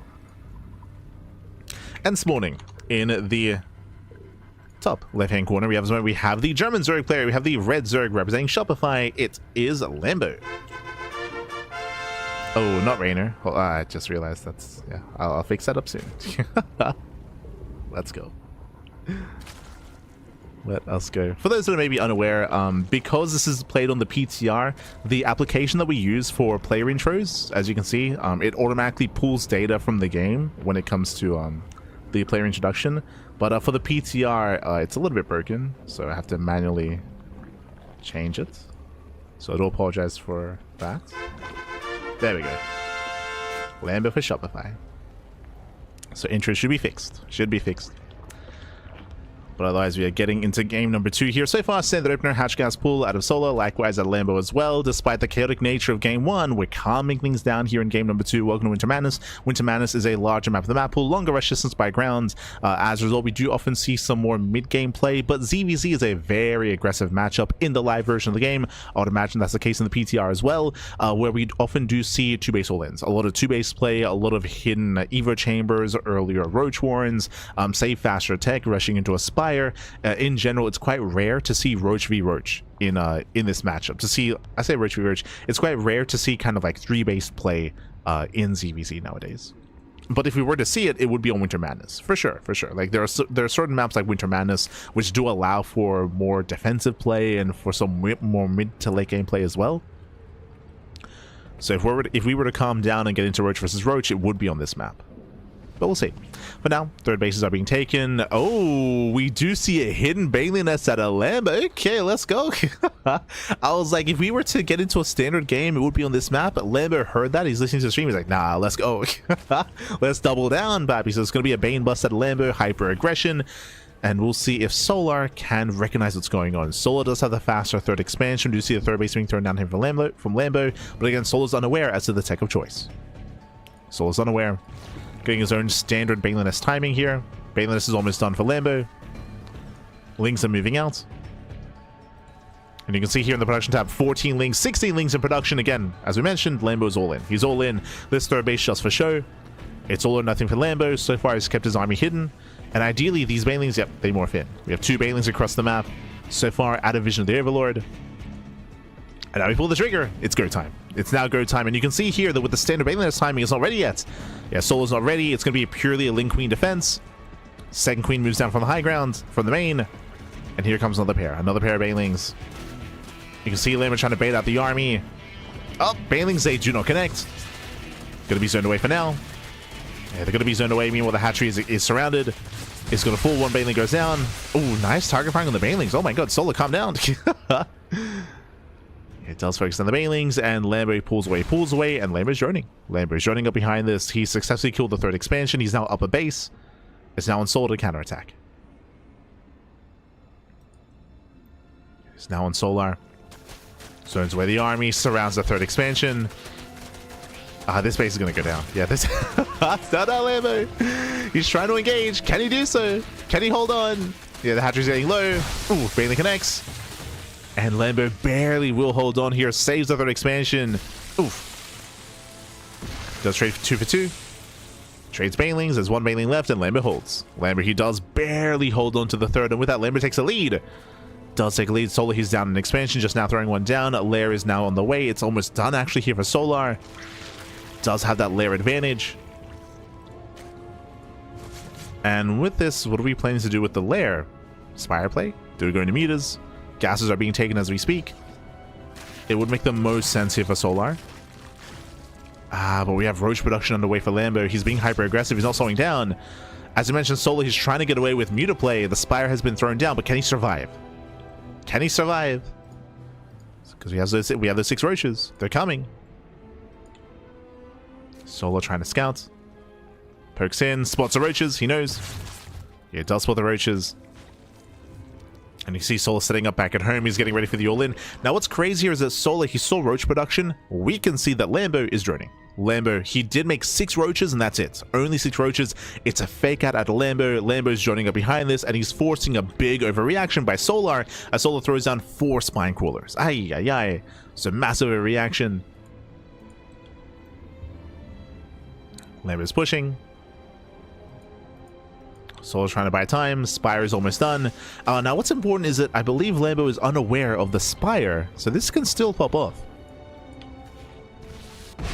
Yeah, mass cancellation. Solar does recognize that the all-in is not happening. Does cancel in time. Solar, I believe he just saw saturation at the 3rd base. He knows that he is behind economically. That's what the mutas are for. So Solar, he's not out of this yet. He is far behind economically. He's down like 20 workers. That is true.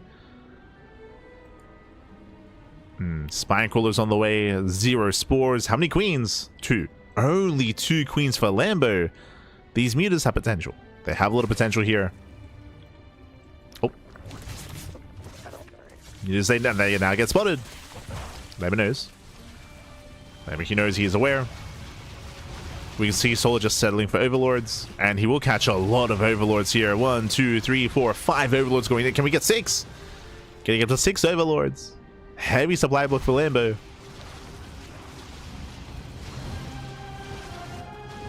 7. Jesus. 8? How many overlords are we going to get in the end? Jesus. Oh my god. 6 so far. Again, getting up to 7, 8, 9 overlord kills. Massive damage. Heavy supply block for Lambo. And fun fact, Lambo, he actually has a Spire, but he can't actually make anything with it. Meanwhile, the hatchery went down to a lane counterattack. Oh my god. Sorry, we were just fixated on the mutas. Hatchery did go down. Lambo moving in, going for the 4th. Should force a cancel. Oh. Oh. Zoo trade. Yeah, mutas are backing him to defend as well.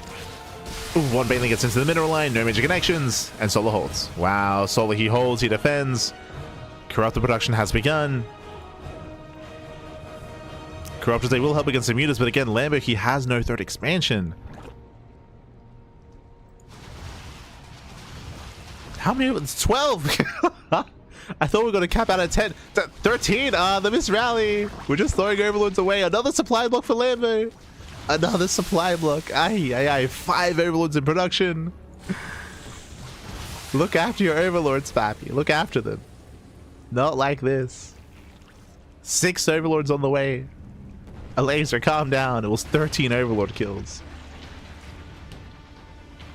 So rough miss rally. And again, Lambo did not have a bad start to this game, by the way. To kill the expansion, to defend back at home, to save his own 3rd. But then did lose it. Lost the 3rd base. Mass muta does overwhelm. Cashing out all the overlords.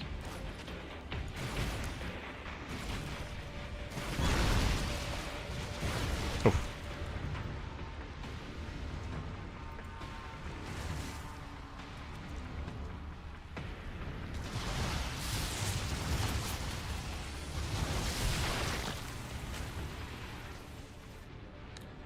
And Solar, he's just amassing. He's normally out of control, just massing up his army. Bailing's able to in. Thankfully, there are roaches in position.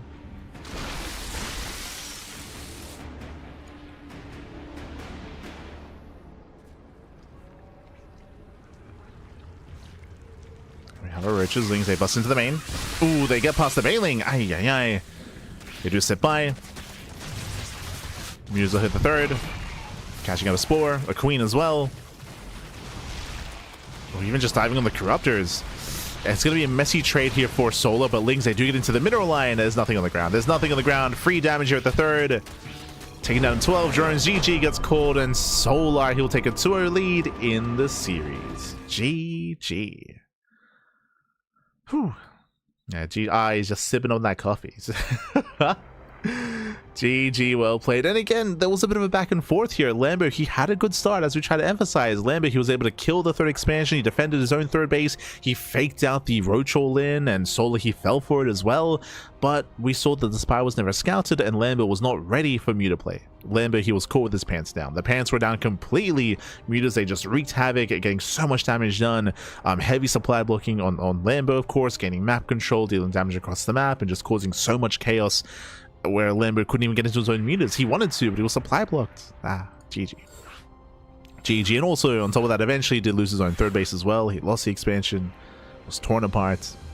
And with that, we're getting into game number 3. Potentially the final game of the series. I'm hoping for a back and forth. I'm hoping for a little bit more out of this series, but the pressure is very much so on Lambo. Is on. As we load into Tourmaline, one of the smallest maps in the map pool. Small map in the map pool, short rush distance by grounds. Let's go.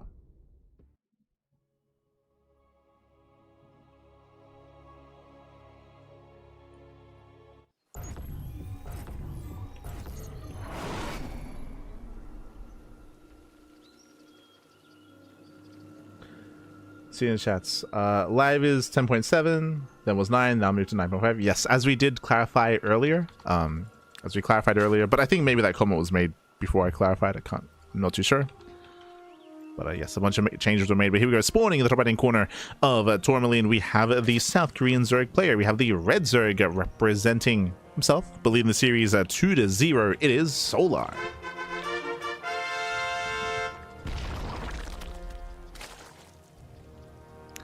And spawning in the bottom hand corner, we have the Red Zerg player. We have the German Zerg representing Shopify. It is Lambo.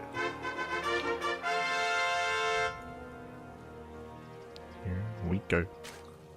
Still looking suave, by the way. Like, I don't want to call Reynor out, but like compare Lambo with like well-kept hair, well-maintained, compared to Reynor's bed hair from earlier, which was like all over the place. It was it's just the contrast is interesting. That's all I wanted to say. I want to give credit to Lambo because he's looking good, Pappy. And again, I can see game 2 going either way as well. Like Lambo, he had a strong start, just was a little bit caught out by the Muta play, and there was a bit of a frazzled response to that as well. Hoping for a longer series. Let's go.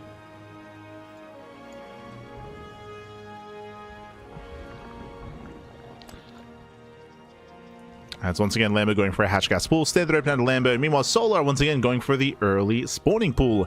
I believe this is not as early as game 1, but an early pool nonetheless. Going for a delayed gas geyser. With this, we have early link production, and we'll see how aggressive Solar plans on being, if at all. Okay. Okay, so Solar, he does go for a delayed gas geyser into a couple of early lings. Now, typically, if we're going to be going for gases as late as this typically means 2-base play. So there's a very high chance that Solar, he stays on 2 bases. He starts to wall off with an Evo chamber with Roach Horn and plays 2-base Roach or 2-base Lair into 2-base Muta. 2-base play, though, is what we're expecting because link speed is going to be so delayed compared to Lambo's build. It's going to be late link speed and late bailing, so Solar should be... He is sacrificing map control. As you can see, link speed is on the way, and it is far away from Solar. Like, it's not within sight. So again, this screams 2-base, just 2-base play. Whether it's 2-base Roach or 2-base Muta, yet to be determined. Could even be a 2-base all-in. Doesn't have to be, but there are options for Solar. So we have our Balinus being thrown down. Lambo fanning out. It does find the spotter lings. Better engage from Lambo.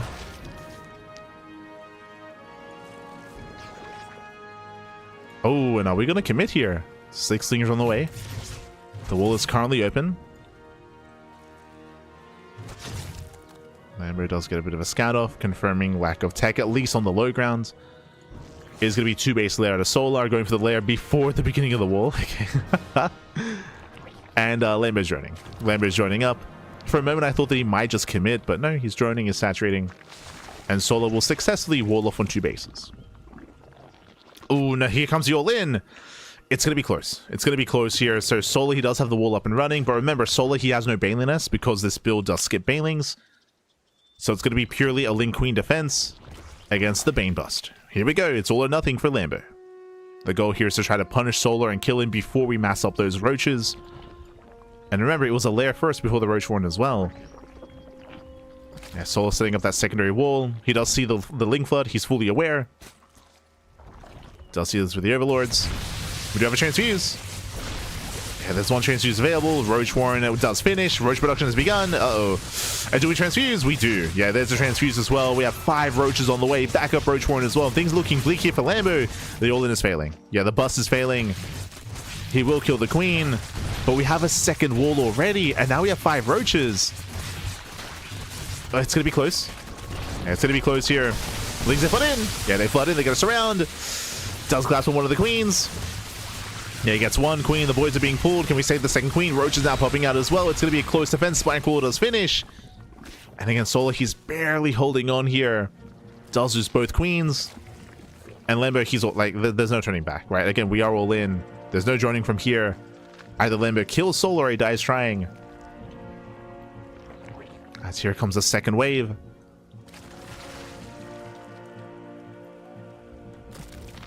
And I believe Lambo should break through the initial front door at least.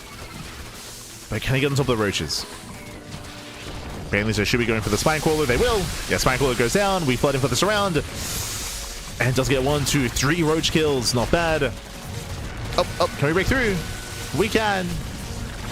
I think Lambo might have done it here. He might have just done it. Oh, no, never mind. Roaches, they pop out just in time to defend. It's been close. Did kill the Queen. Did break down the wall, but still not good enough. Yeah, still not good enough. Oh. As again, Solar, he's so quick to re-wall.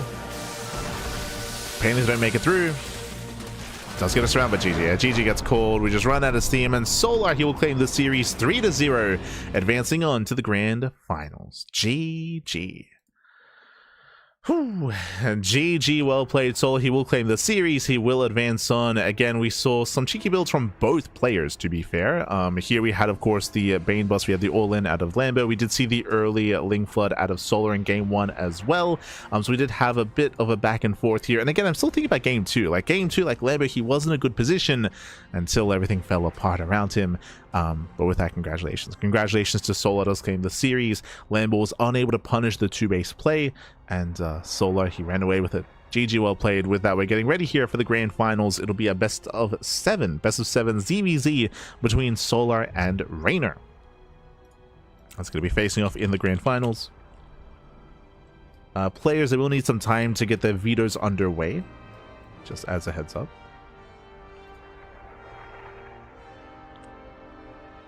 Solar ZVZ is so strong, probably one behind Sarah a little bit. Solar ZVZ is very strong, like notoriously so. There was a era, there was a period in time, like maybe 2 years ago, where Solar had the best ZVZ in the world. If you remember, Solar, he was known as the Serral Slayer. This was back during the, I think it was during WTL. It was during World Team League when Solar was on onside at the time, if you recall.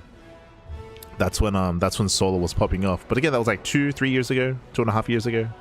It's been a while. Nowadays it's still very strong, but I do rate Rogue and Shin ZVZ very highly as well. Like if you watch the Korean Zergs like Solar, Shin, and Rogue, they often go back and forth. They're all 3 of them are hyper aggressive and very in your face. They're very in your face. They're very aggressive. It's very high octane between them, and they often go back and forth. But all 3 of them are terrifying in ZVZ.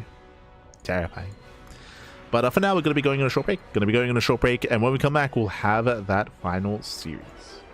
Just making sure I'm not missing anything. Just making sure. Is Blizzard seeing this? I mean, I don't know. I don't know if they watch the PTR matches or if they just rely on feedback provided to them. Regardless, we always do ask to provide some constructed feedback, and I don't think there's when it comes to the PTR changes as well. It is. I do think that it does bode well that Blizzard, after 24 hours, they did have an amendment patch. They had an amendment patch to change the lava rate, which is good. But but very clearly, like, they feel like to talk a little bit about the goals of what this patch is supposed to entail. They very much so want to make the 8-worker starts like they want to make it like work, and to do so, like, they do need to try to find a way to improve early game Zerg. So their idea of doing that is to increase lava production, and it looks like that's something that they're sticking with. Like, there were some other ideas floated around as to how to try to fix that, or other ways to change the economy, or other ways to change the pace of the game when it comes to like moving the main base placement, or mineral patch placement, or removing or changing the macro mechanics referring to mules and injections and chrono boosts. Like, a lot of ideas are floated around. One of the ideas was to increase lava spawn rate, but as we have seen, after it very quickly as well, like after 24 hours, making that change does impact the entirety of the Zerg, like throughout the course of the entire game, like throughout the early game, mid game, and late game as well. Whereas I don't think that was the intention, bearing in mind that specifically the early game was supposed to be targeted, and the early game growth of Zerg, trying to keep up with Protoss and Terran. So yeah, there were what looks to be some unforeseen and unintended consequences from that the Blizzard team was not aware of, and we'll see what happens. As I mentioned last night, though, what I'm hoping for at least is iteration, right? I just want to see iteration. I just want to see I want faster responses when it comes to changes being made to the PTR, is what I'm hoping for. But regardless, we'll see you soon. We'll see you soon with the grand finals.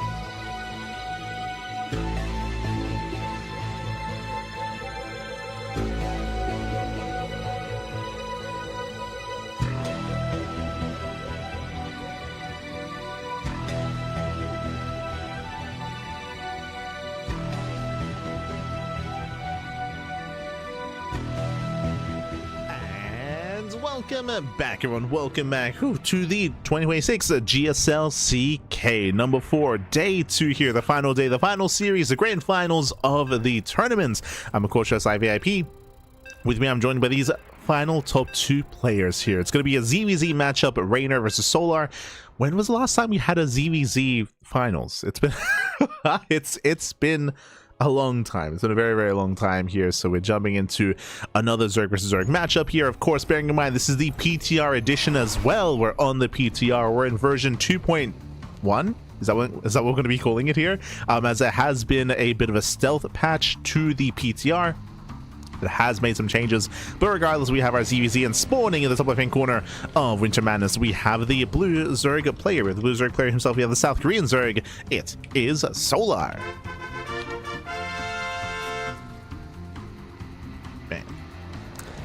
And spawning in the bottom right-hand corner, we have the red Zerg player. It's a 10 pool once again, by the way. We have the red Zerg player. We have the Italian Zerg representing Basilisk. It is Reynor. Vamonos. Here we go. We're jumping to the grand finals here. Best of 7, by the way. Best of 7 grand finals. We saw this in game 1 versus Lambo, but Solar, he's going for a 10 pool. So 10 pool Link Flood out of Solar. We did see this catch Lambo off guard previously in the tournament in the semifinals, where Lambo went for a standard hatch gas pool, did miss the early Lings, was caught with his pants down, pulled the boys, lost all the drones, lost the expansion as well, and the game did end real fast and real quick. We'll see if Solar can pull this off again.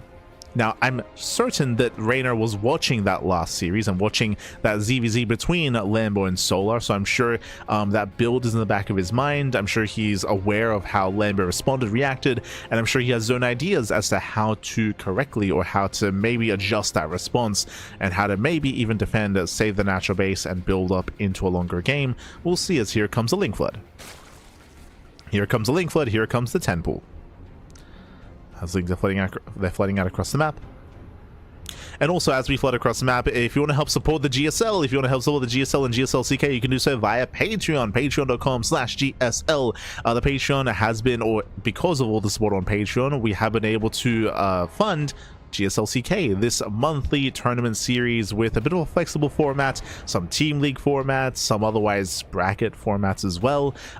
Has all been funded by the people, for the people. Likewise, GSL Season 1 and Season 2 also funded via the Patreon as well. Meanwhile, here we go. The boys are being pulled. Reynor, he has to minimize losses, make sure he doesn't lose as many drones. That's around. Oh no, he gets 1, he gets 2. Massive pickups. Very nice drone drilling here, and Solar does slip up. Yeah, Solar, he slips up his control with that 2 Lings already getting surrounded. Some brutal control there by Solar, and Reynor, he's holding. So far, he's doing well. Plenty of HP on the hatchery. Oh, does lose 1 drone. Not even. Oh, up. Ooh, 1 drone goes down. Nice pocket here in that mineral patch. Yeah, very nice pockets. More Lings have arrived. You can see Reynor buying time for his own Zerglings, buying time for his queen. And again, Reynor should be able to hold on here. Yeah, the game will continue. Now, once again, very nice drilling here by Reynor. Oh my god, he drills well. We'll lose 3 drones in total, but Reynor, he still maintains a higher worker lead at 19 drones to 16. So Reynor, he defends, he secures his natural base. Solar just now finishing up his own natural as well, and Reynor, he will take a lead early on. So again, a very nice control out of Reynor, very nice micro when it comes to the workers. Solar did slip up, getting surrounded early on. And with that, Reynor, he does have a comfortable lead here, droning, saturating, claiming his gas. Likewise, setting up. I should emphasize that, of course, Reynor did delay his gas geyser, but so did Solar.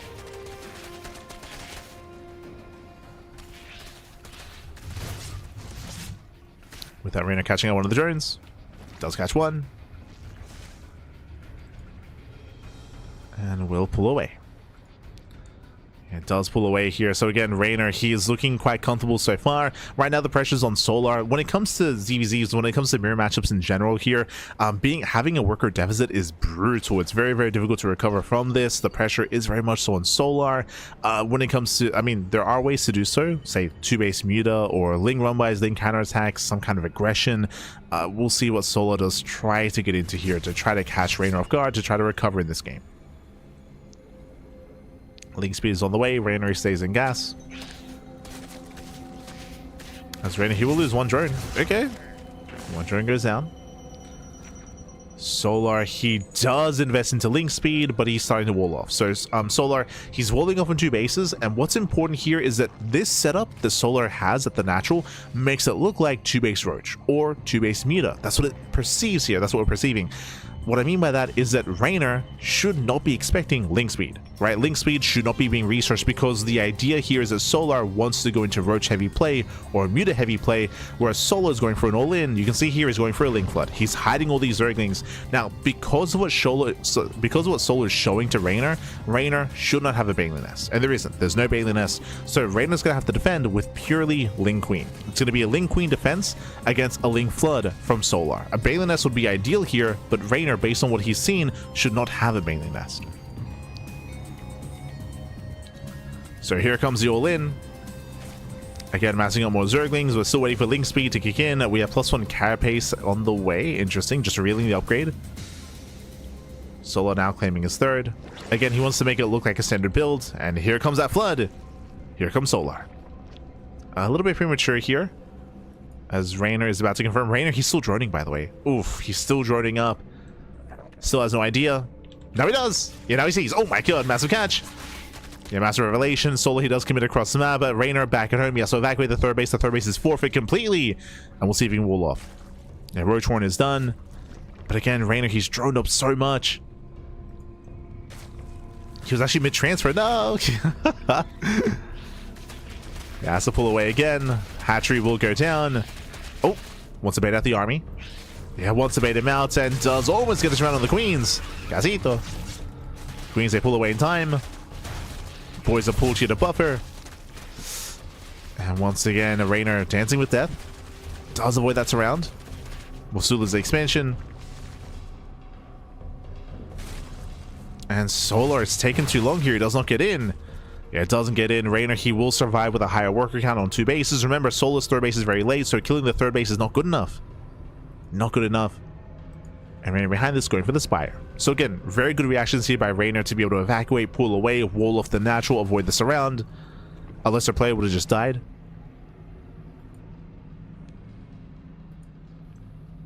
And now Reynor, he has that tech advantage. Reynor, I would say, is still in a better position. Still in that better position. Throwing down a wall of Spine Crawlers. Again, Reynor trying to get away with Mutas. A way to gain map control and to force back Solar. Solar still committed. As he's now droning. Droning, saturating, switching into Roach production. +1 range is on the way. Roach speed as well.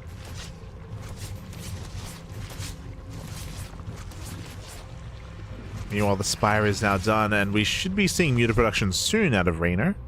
There we go.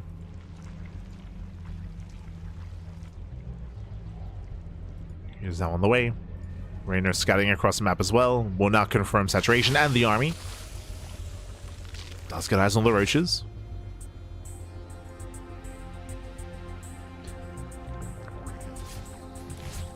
Now, I didn't see Reynor getting 13 Overlord kills like we saw from Solar in the previous series, but we'll catch some Overlords nonetheless. As here come the Mutas. Does find one. And the Overseer as well. So he commits across the map. He wants to end the game. He will cut workers here at 57. So he's sending it. Taking free hits, taking free damage. Ooh, and Solar, yeah, he pulls away. He does pull away at the same time. Massively counterattack. Gets into the natural. Do we surround? Not quite. Yeah, Queen does get away. Roach is getting surrounded. Leaves a peel off into the main base, and Solar turns everything back around. He races back home to defend. Going for the Hydrogen. Bleeding out drones. Queen should fall as well. And Reynor, he just overwhelms. Yeah, he snowballs out of control. Gaining map control. Going across the map as well. What's the anti-air looking like? Spores just now being thrown down. Only just now. Yeah, heavy losses for Solar. I see we lose Ravagers, Roaches, Overlords, everything, Pappy. Oh no! Links, they sit by it. And again, it's all falling apart. Just so much free damage on the Roaches. Reynor, he will abandon the main army. He goes across the map. He gets into the middle line. He wants the queens. He gets one. He gets two. Okay. Gets two queens. A spore as well. And this is critical damage. Critical damage here came with the production. Going for the economy. Solo, he has to just F2 across the map. He goes for the all-in. The base trade. We're going for the base trade, that. Oof. We have queens. Defensive roaches. Reynor trying to hold on. We are fighting out of range of the spine crawlers, which is a little bit concerning. Uh-oh. Solo is gaining some ground. But GG. GG gets called. There's nothing back at home. And Reynor, he will take game number 1. GG. Whew. GG, well played. Reynor, he will take a lead in the series. He got a very cheeky start out of Solo going for the 10 pull, but Reynor, he shut it down. He had a very impressive early hold. Solo's follow-up was to go for a big 2-base all-in. Did have a 3rd base behind that eventually, but it was a massive link flood, and Reynor was caught off guard. He was caught off guard. He had a very haphazard, a very last-second response to it, and he responded well. He evacuated the 3rd base. He pulled the boys, protected his queens, and was able to buy enough time for roach production.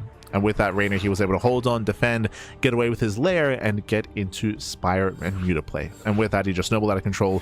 Solo, he was forced into an all-in from there. He tried to get some damage across the map, but again, Reynor just had a massive lead, had enough mutas to punish, enough ground army as well. GG. GG, well played. With that, Reynor take lead in the series, but remember, this is a best of 7. Best of 7, plenty of games ahead of us, plenty of games to come. We'll see if Solo can bounce back. We'll see if Reynor can extend his lead. Let's go. Alright, let's go.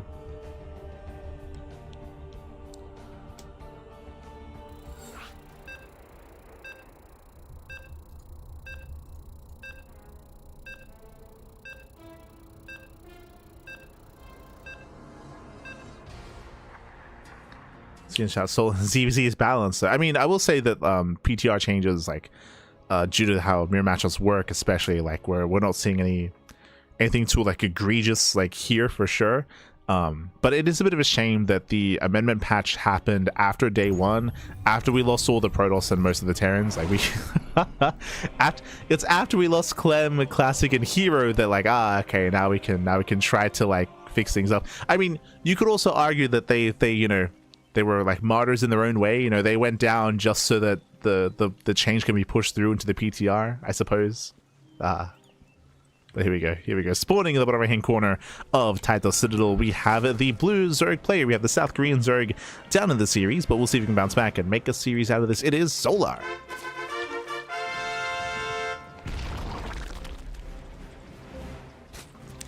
And spawning in the top left hand corner, we have his opponents. We have the red Zerg player from the land of Italy, from Italia, papi, representing Basilisk. It is Reynor.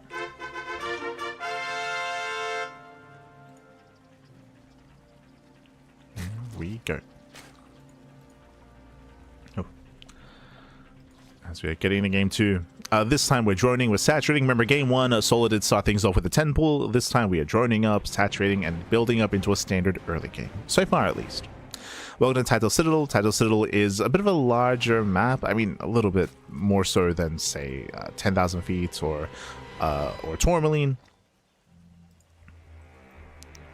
And again, once again, I'll say that we haven't really seen too much ZVZ in said PTR either. Don't really think there are many changes that will influence ZVZ here outside of course, the larva change. Will allow for potentially a faster setup in towards the mid game. But so far, it's been non-stop aggression from our Zerg players. We'll see if that trend continues. Most likely will.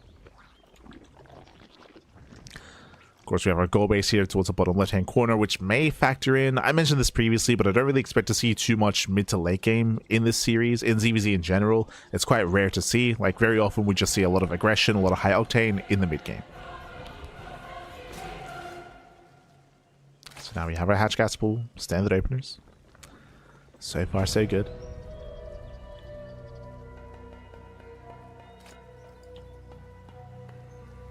You could make an argument that the queen reduction change will make it a little bit easier to reactively respond to like Spire and Muta play to be able to get into a slightly higher queen count.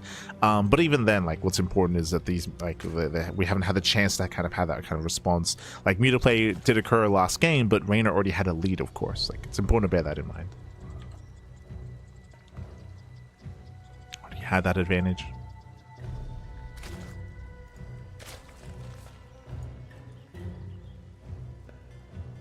So now Solar does pull one out of gas. Reynor does as well.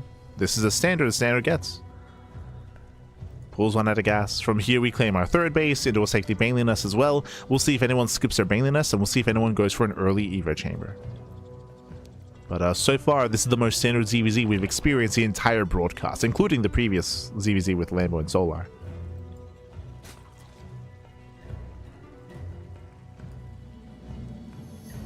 We're calming down.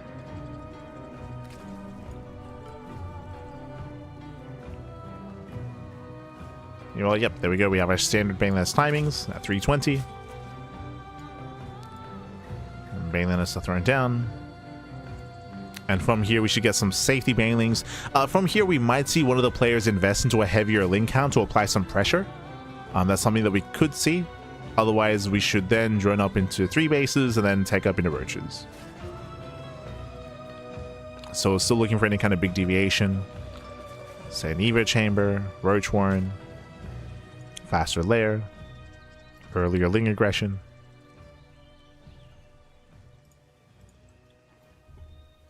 Otherwise, we're calming down.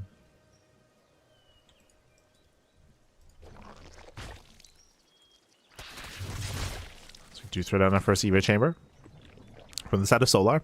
Oh, Reynor going into a faster lair. Okay, interesting. So a much faster lair here by Reynor. This might be indicative of an early Spire. Bear that in mind. That was a little 417 lair timing. Solo going for his Evo chamber into Roach one into a much more standard follow-up, into a more Roach heavy style. +1 carapace is on the way. So with +1 carapace being built, there's a high chance that Solar may just not go for the lair at all and just go for like a hatch based all in with +1 carapace with Ling Roach Ravager or Ling Roach. Yeah, we're going for the Solar build. Usually when Solar does this, like the Evo chamber is a little bit earlier and it's hidden here behind the base to make it harder to scout. But the reasoning and the rationale behind going into Carapace is because this will impact all units here for Solar, the Lings, and the Roaches as we commit. And Reynor, he is rushing Spire. Does Reynor just die here? Like, do we... Because again, Solar's going for the all-in. He's committing. Roach production's underway. Lings are flooding as well. Solar plans on killing. Oh, baits out the Baneling. Oh, baits out one of the Banelings, baits out the other as well. The Queen is under fire. Queen gets knocked down. Catching out the Queen, shutting down another Baneling. Drone's going to be falling as well. Heavy losses here for Reynor already. Again, Reynor, he was so greedy rushing into mutas. He was greedy. He does get somewhat punished. But Solar's droning. He is droning up. He is getting a lair. Solar, he doesn't commit. Roaches are moving out, that is true, but Solar, he's droning up behind this. Like, he's not committing. So he reveals the Roaches. He does not commit. He pulls away. And which means Reynor, he gets away with the Spire. He's done it. We have a wall of Spine Crawlers just in case to survive it against the push. Wall of Spine Crawlers.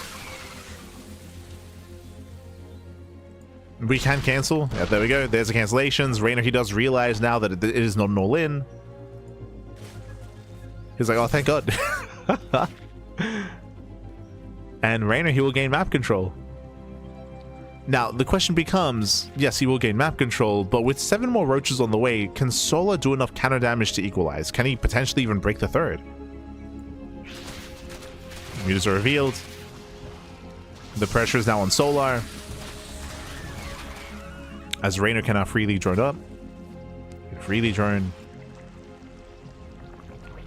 Solar, he has amassed up some Roaches. But then he will lose map control. And he's just droning. Yeah, Solar, he's just droning up. So Solar, he's going to try to stabilize and turtle up on 3 bases. Getting his own Spire. Faster upgrades out of Reynor. And Solar is running up heavily, don't get me wrong, but Reynor should be free to get a 4th base as he cashes out more Overlords. No transfuse. No transfuse back.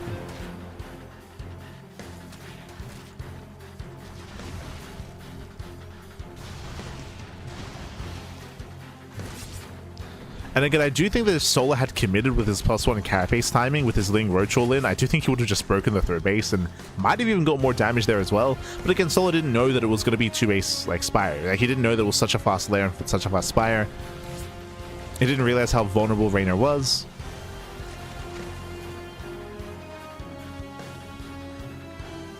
As Reynor's poking in. Once again, just containing Solar. Doesn't quite catch the Overlord. We have 11 Corruptors on the way. Corruptor Queen should be enough to defend.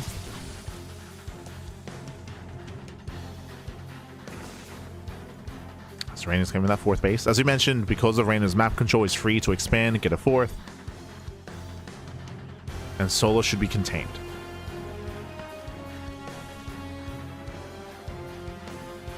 Oh, hello. Yo, we're going for the goal. Okay. Cheeky moves out of Solar. I don't see him maintaining this gold base, but hey, why not? You miss all the shots you don't take. True. Sneaking out the gold. It's about to be scouted as Reynor tries to take it himself. Oh no. Not like this. Does find the gold base and will be denied. There's a cancellation.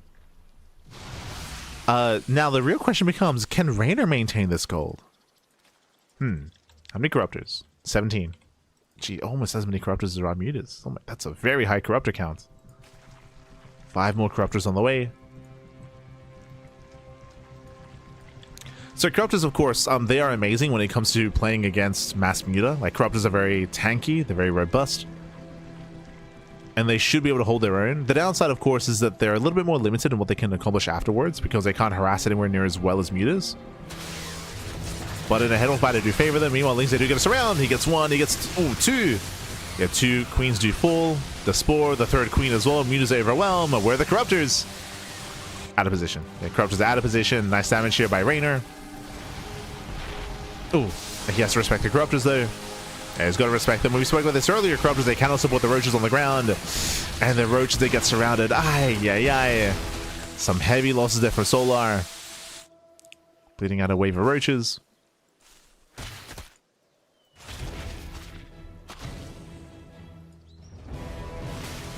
As Reynor, he's abusing the immobility here of Solar. Trying to pull him apart. More Lings trying to move out. Oh. Running into Roaches. And Solar does make his way across the map. And we'll see if Reynor can engage. Yeah, Roaches, they break through. Reynor is stuck with Massling Muta, and he's going for the base trade. Yeah, he's going for the base trade. He ignores the army, goes across the map. Trying to catch reinforcements. Corruptors, they respond. Yeah, so far good reaction here from Solar. Keeps up the Mutalisks. Roaches, they kill the expansion. At the same time, Lings, they try to move in. And they will. Okay, they hit the main and the natural. They bust into the mineral lines. Drone's going to be falling. Roaches, they turn back around. Uh-oh. Solar does turn around. He did kill 12 drones across the map, but back at home he's losing 9. Losing 9 workers. Oh. Corruptors are able to engage. Roaches, once again, they rush past. Yeah, they rush past. Looks like the Corruptors are being overwhelmed. Yeah, there's just too many Mutas. Oh my god. I wasn't sure they could, but the Mutas, they will overwhelm the Corruptors. Every Corruptor is falling. At the same time, Roaches, they commit in. They're trying to push in towards the mineral line, but they barely cannot. And Reynor holds. Yeah, Reynor, he's holding, he's defending. The Mutas, they come out on top. Solar, he lost every single Corruptor. Yeah, lost Corruptors. He lost the air battle as well. How many Corruptors left? 18. 18 Corruptors against 31 Mutalisks. With +2. True. They have +2. And remember, the soup is lying to you. The soup is lying to you. Even though Solar does have the supply advantage, that is inflated due to Roaches. It is inflated supply. Likewise, Reynor, he has the greater economy, has the higher worker counts.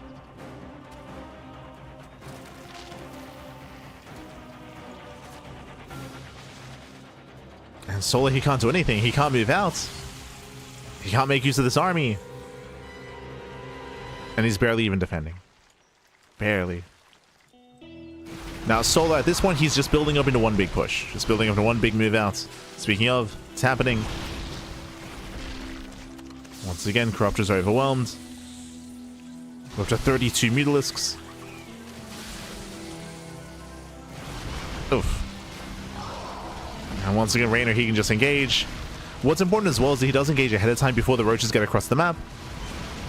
So Reynor, he has time to turn around and to respond to this. As roaches, they move in. Reynor, he will lose the third. He'll lose the third base, but again, Reynor, he will eventually clean this up with the Mutalisks. Ah, no. And GG. GG gets caught again. Solar, he just can't do anything here. Not with his roaches, not with his corruptors. And Reynor, he will snowball out of control with the mass muta. GG. Whew. GG, well played. Reynor, he will take a lead in the series. We'll take a 2-0 lead here. Again, winding it back, Solar, he didn't have a bad start to the game. If you recall, I mean, again, Solar he didn't know what we knew, right? Solar didn't realize that Reynor was being so greedy, rushing into the lair and rushing into the spire. We mentioned at the time, but Solar, there was a window there where he might have even just killed Reynor with his +1 and carapace timing.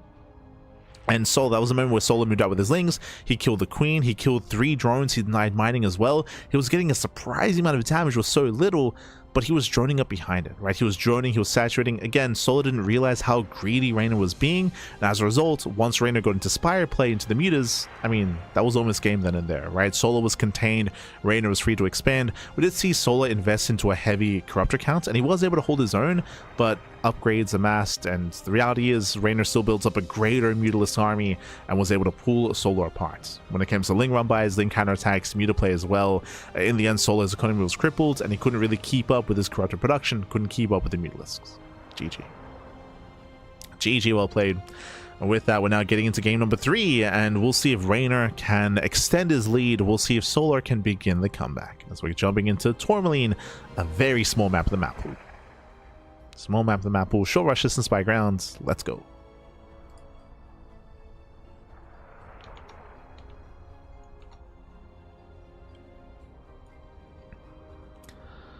Let's go. Once again, as you can see here, muta play can be very oppressive, very, very oppressive if you can get away with it. And Reynor, he got away with it. Got away with it, Pappy. Here we go.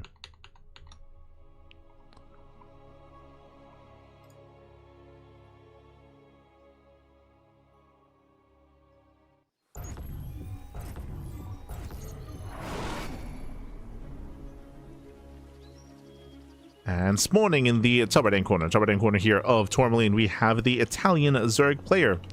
Yeah, the Italian Zerg, we have the blue Zerg leading the series 2-0. It is Reynor.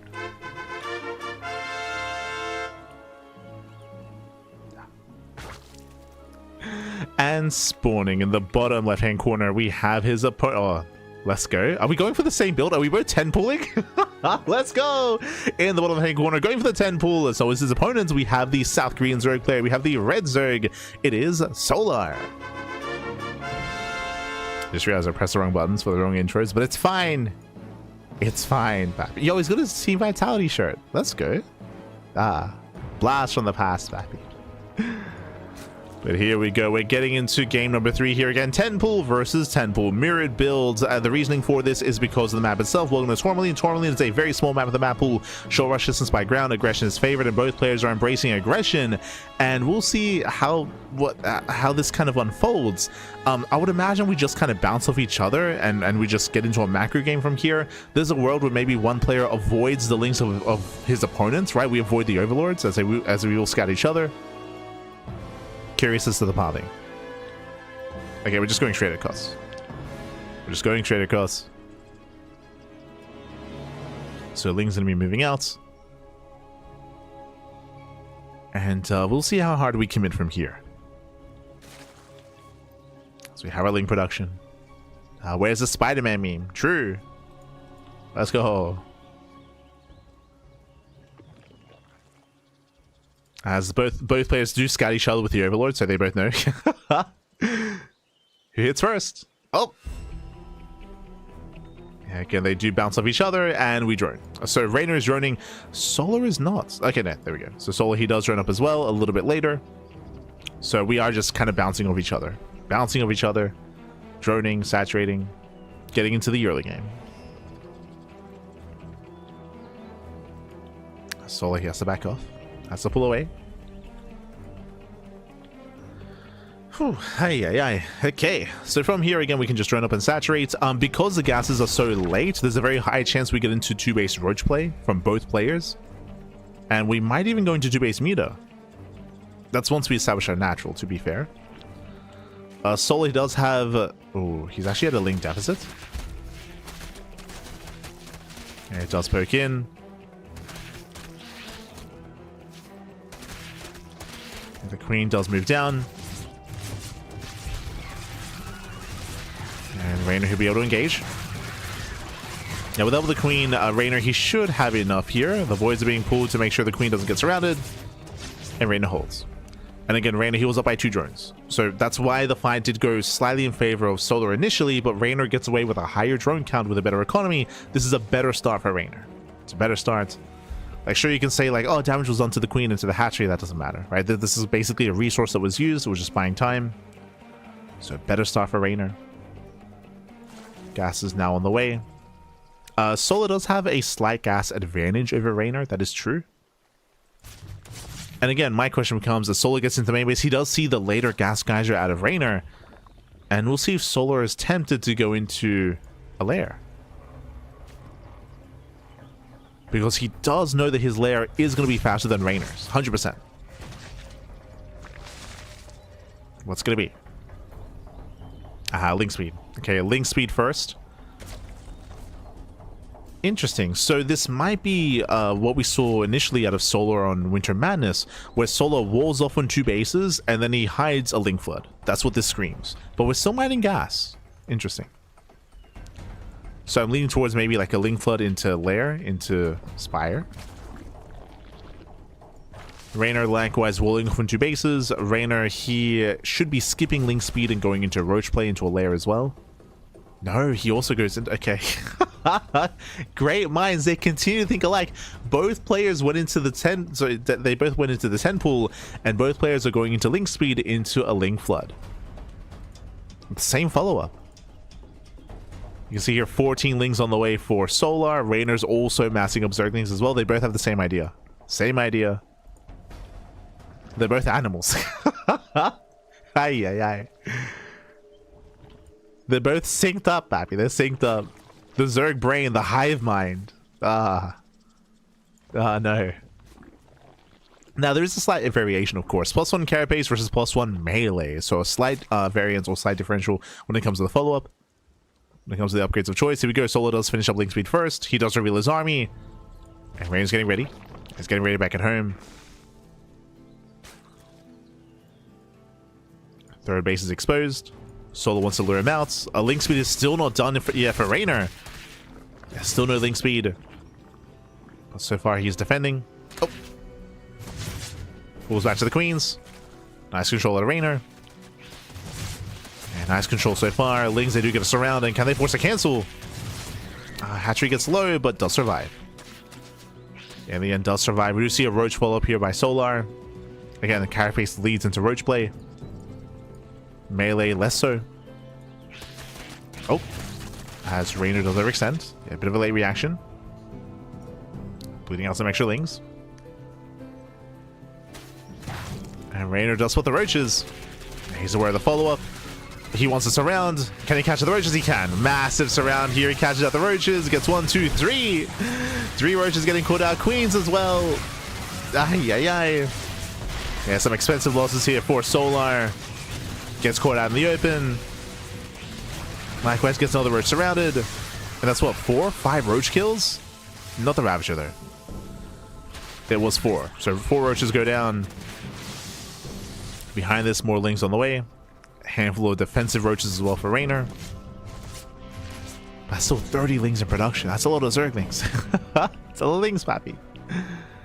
And again, I'm imagining this is going to lead into muta play, right? With all these 4 gases, with the lair finishing up as well, this should be for the Spire, in my mind at least. It lines up better with +1 melee.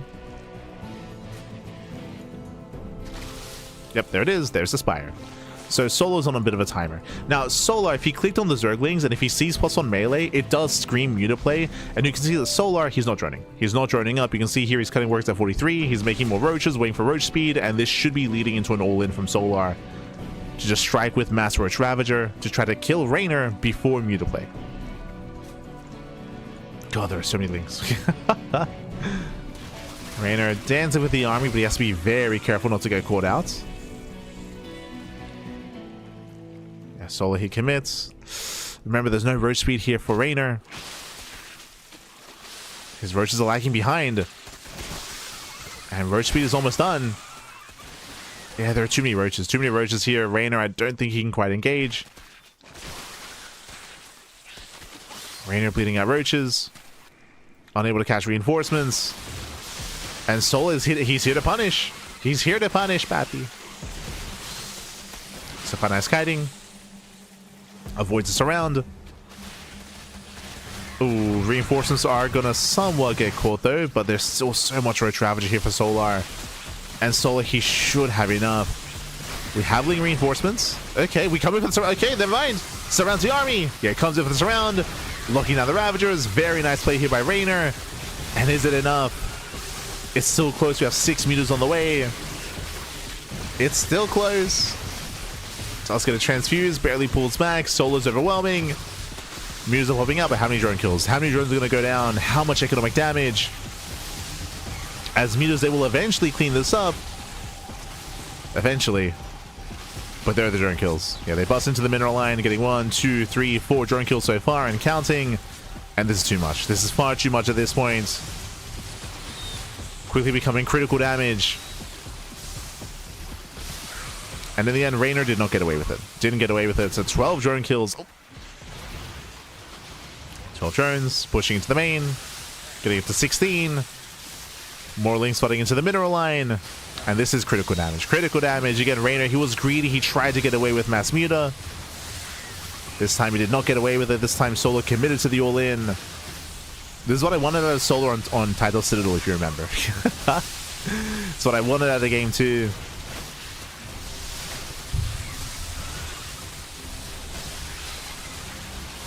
And with that, the Spire goes down. What you see is what you get. 14 Mutalisks. And back at home, all the Solar needs is spores. Spores are on the way. Queens are amassing as well. We have 1 spore in each mineral line. Additional spore crawlers just in case. Reynor, he's down to 10 drones.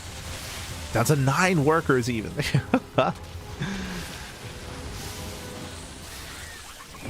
And these mutas, they got a lot of work to do. They're huffing some copium, Pappy. 100%. Where's he? I mean, there's a world where if we're lacking spores back at home, if the queens are spread out, then maybe. But yeah, GG gets called, and Solar, he'll put a point on the board, looking to tie up the series. GG. Whew. GG, well played. We have a back and forth here. Solar, he was able to punish. And we have a series. Let's go.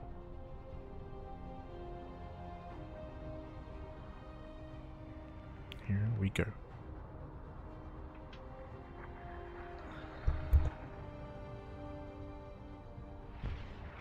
Here we go. Oh, sorry, there we go. It's on the wrong. Beautiful. But we are getting ready for our next game. Going to be loading into the Old Republic. But again, winding it back, it was a really interesting dynamic here where both players were kind of synced up. We did have the 10 pull into the link flood as well, but the follow-up was very different. Because of +1 melee, Reynor, he was kind of telegraphing that it was going to go into Mutaplay, whereas Solo with +1 carapace, he had a cleaner transition into a Ling Roach all-in, right? Into a Ling Roach all-in, so he was able to move out. He was able to punish Reynor for trying to rush into Mutas, especially on Tourmaline. It was just a really greedy maneuver by Reynor. I should have emphasized that a little bit further, but this map, the map specifically, Tourmaline, is a very small map, short rush distance by ground, so ground aggression is favored on this map, so the Roach all-in hit even harder than it would on a larger map like Winter Madness or even the Old Republic. So in the end, Reynor, he was punished, and that is leading us here into our next game. We're going to be loading into Game 4, the Old Republic. Vámonos. So spawning in the bottom hand corner of the Old Republic, we have the Italian Zerg player. We have the red Zerg representing Basilisk. Still leading the series, 2-1, and we'll see if he can extend that lead. It is Reynor. God damn it. Hold on. Okay. And spawning in the... There we go. There he is, Pappy, there he is. Spawning in the top right-hand corner, we have his opponent getting 10-pulled again. Okay, going for another 10-pull. Reynor is.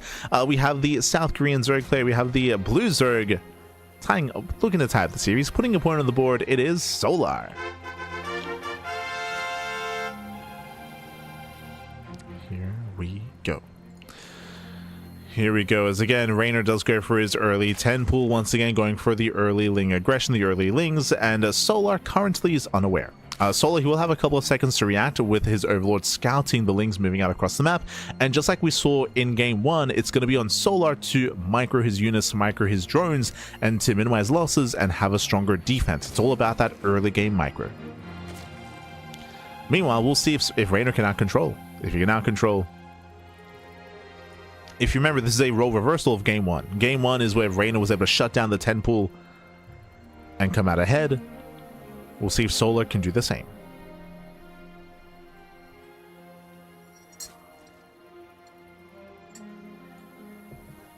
So we have our Ling Flood. Lings are moving out. Reynor, he will expand. It feels like 10 pulls are the new 12 pull, where it's not an all-in. It's a way to get damage done early on and take a lead early on as well, but you do expand behind it and you do drone behind it. But the goal here is economic damage. Enough economic damage to take a lead, if not completely overwhelm.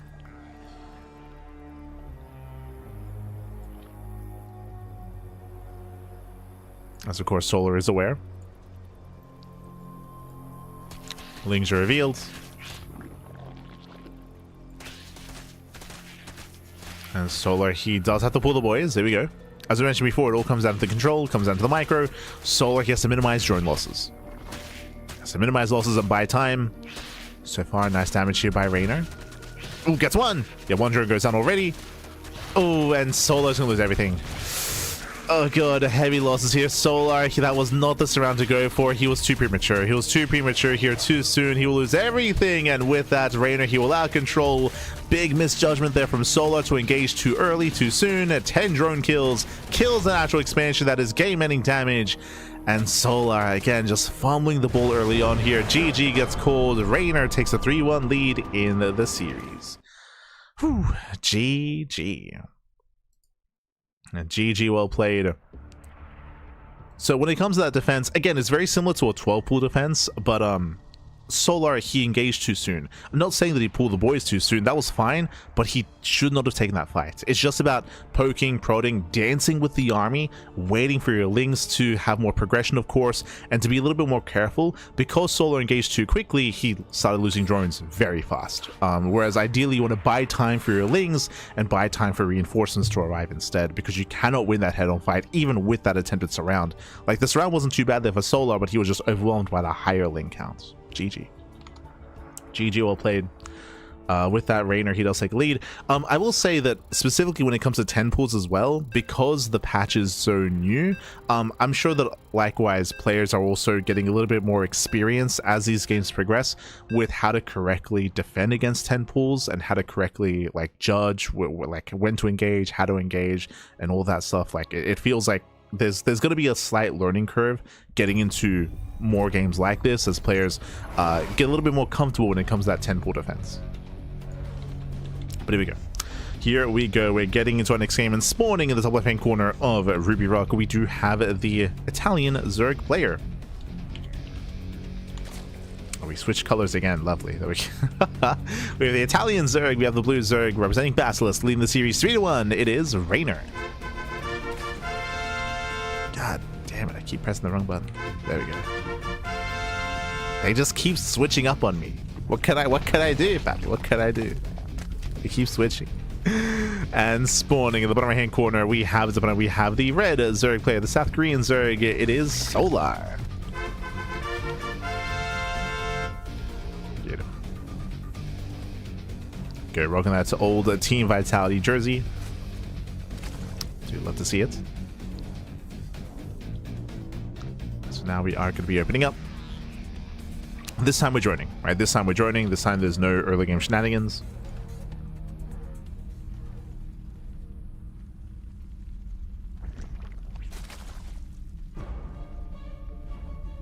A lot of the cats are hype on that one. If you're referring about the last game, I did say that was game-ending damage. Like, what do you mean? What are you talking about?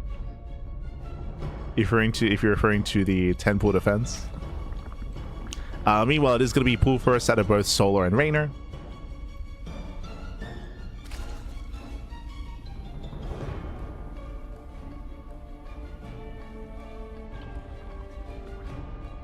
Unless that was in reference to a different game. True. We have our pool first. With this pool first into our hatchery. This is not to be hyper aggressive. We can apply some pressure, of course, as well, but we're going to be opening up with delayed gases. Because the gas is going to be so late, once again, it looks like 2-base play. From here, we can go into 2-base roach hole ins. We can go into 2-base lair into 2-base mutas. We'll see. We shall see. As we have 6lings on the way for Reynor. Just to apply pressure. And to maybe find some drone damage. Oh, we're actually holding off on that. Okay. Interesting. Solo, he will scout. He will confirm the hatchery timing. Likewise, so does Reynor. They both confirm early pool. And it does mean that these early lings from Reynor, they're not really going to pay off here. This is a better start for Solar. As you can see, Solar, he's on 19 drones compared to the 17 of Reynor.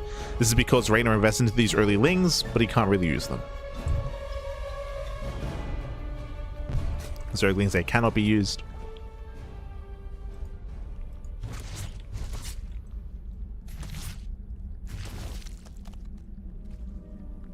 So slight edge for Solar. From here, we're going to be taking gases, and as we mentioned before, the goal here is for us to find out whether it is 2-base lair, 2-base muta, 2-base roach, 2-base roach all in. There are basically 3 options. I guess the 4th option is link speed into a link flood. Which, if you recall, we did see on Tourmaline from both players. Reynor still has no gases, by the way. So with the 100 gas, you can see no link speed is being researched, so we have access to a faster layer. I'm curious as to what Reynor's plan is going to be, though. There we go. Now gases are being taken. Much faster layer here by Solar. Faster layer, faster tech. Faster Spire as a result.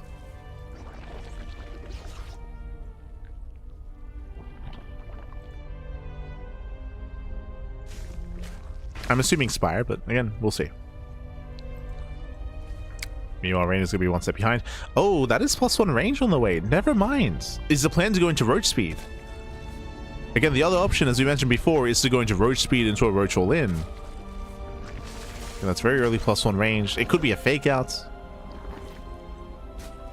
Show us what you got. As the layer is soon finishing. Wings are deflected. Solo still has the better economy. Slightly. And yep, there it is. Roach speed. Just rushing into roach speed. I believe Reynor just saw that. I believe he just spotted the upgrade. That's hard to say. I don't think he saw it researching. Reynor, he was forced back. Behind this, Reynor playing catch-up. Again, Reynor, he's going to be slightly behind in terms of tech. Slightly later +1. Later lair, later roach speed.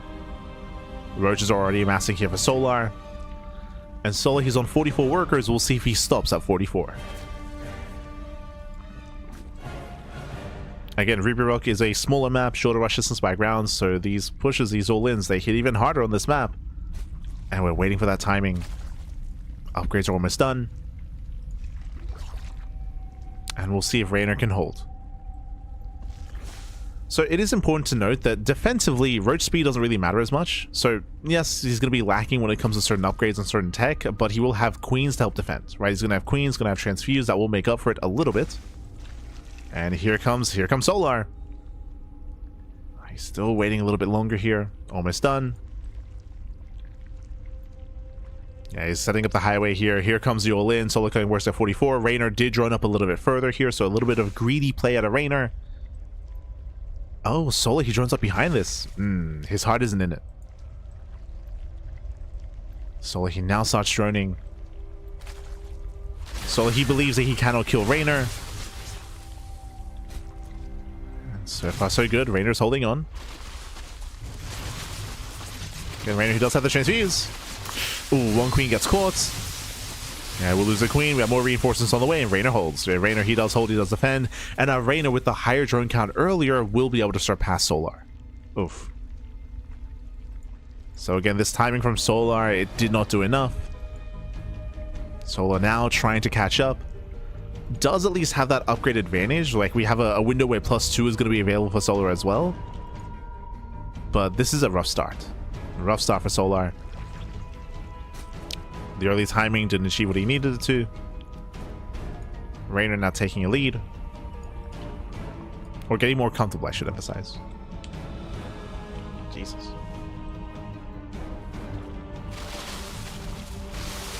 As Reynor, he does pick out.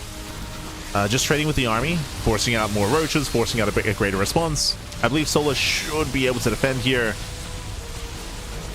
Yeah, reinforcements are arriving that much faster. Solar does have the defender's advantage.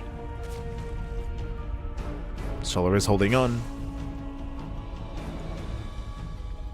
And Reynor just needs a little bit more time. Oh, the contamination. Okay, the contamination. Let's go. Delaying +2 even further. There's going to be a big window here with +2 for the advantage for Solar. He will have that +2 advantage for much, much longer.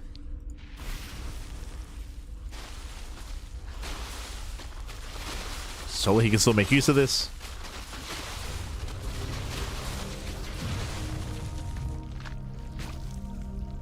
Setting up back at home. Claiming his 4th base. Upgrades are just now finishing up.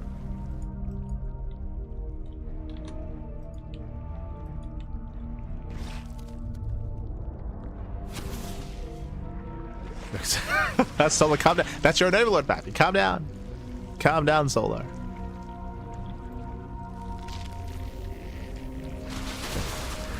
Oh, does push up the ramp? Yeah, Solar, he commits. Again, Solar, he has +2. He does have the upgrade advantage, and with that Solar, he may just overwhelm. They're just rallying everything across the map. And Solar, he's gaining ground. He's gaining ground. He's breaking on through. Queens, they arrive to help. But the numbers just are not there for Reynor. Nice focus fighting. Takes out one of the Ravagers. There's one Ravager left for both players. Oh, we have more reinforcements trickling in. Reynor, he's holding. He's holding on, Pappy. Again, still down in upgrades, but he does have the high ground. Gets extra volleys off. Does punish the retreat. And nice punish out of Reynor. And Reynor, he's holding on. +2 is almost done for Reynor. He's catching up. He's catching up, Pappy. And again, this entire time, Reynor, he's had that worker advantage up by almost 10 workers. So again, better economy, better production, larger army.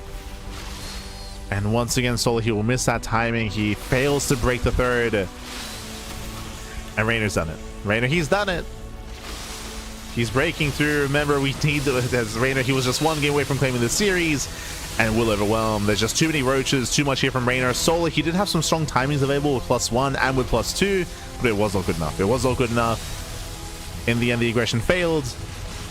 And Reynor, he'll snowball out of control. He snowballs out of control, breaks through the main army. We're down to 2 queens and a handful of roaches. And it's not going to be good enough. Ah. Not like this. Piles the mineral line. He breaks through and GG gets called. Reynor, he will overwhelm, and Reynor, he will be our GSL CK number 4 champion. GG. Ah, look at the smirk. Reynor, he was so he was so expressionless throughout the entire broadcast until now. Ah, content, Pappy. GG. GG, well played. Congratulations here, Reynor. He will claim the series. He'll claim the series. He will take it 4-1. A bit of a blemish here in the finals, losing 1 game to Solar, but just the one here. As again, it was very chaotic back and forth. We experienced a lot of 10 pulls. We experienced a lot of 2-base heavy play as well. 2-base Muta, 2-base Roach All-ins. Once again, winning it back here in this final game. Solar, he did have a very strong +1 timing and +2 timing as well.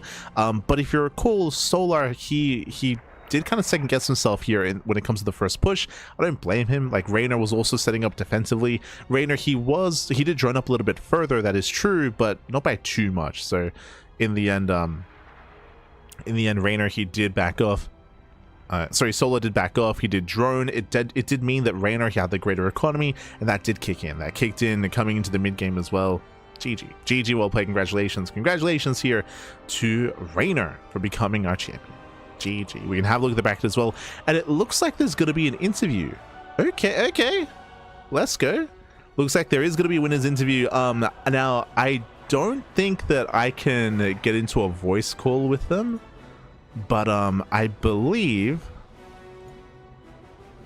hold on, I need Shin's channel. So Solo's gonna translate. And Reynor will have an interview with Shin. One moment, with Shin and Ryang.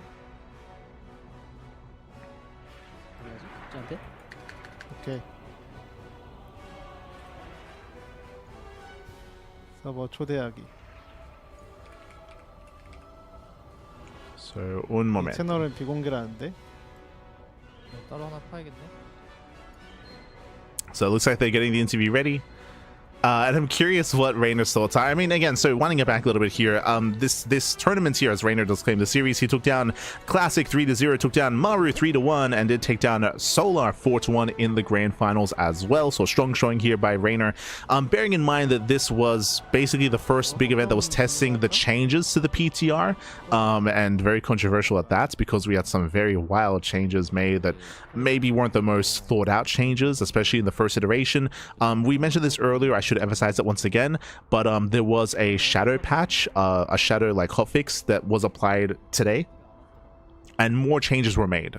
Basically they pulled back a little bit on certain changes, and now the larva increase has been reduced. It's still faster, it's still greater than the live version of the game, but has been reduced from day one. So between day 1 and day 2 there have been some changes made, but again, this is already after Maru, Classic, and Hero were knocked out, right? It's already, sorry, Showtime, Classic, and Hero were knocked out. It's already after that had occurred.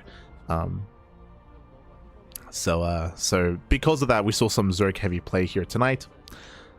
Maru, he was making references to it earlier, where he was like, "Yo, I can't even tell that that the larva increase was diminished. Like it was still crazy, crazy."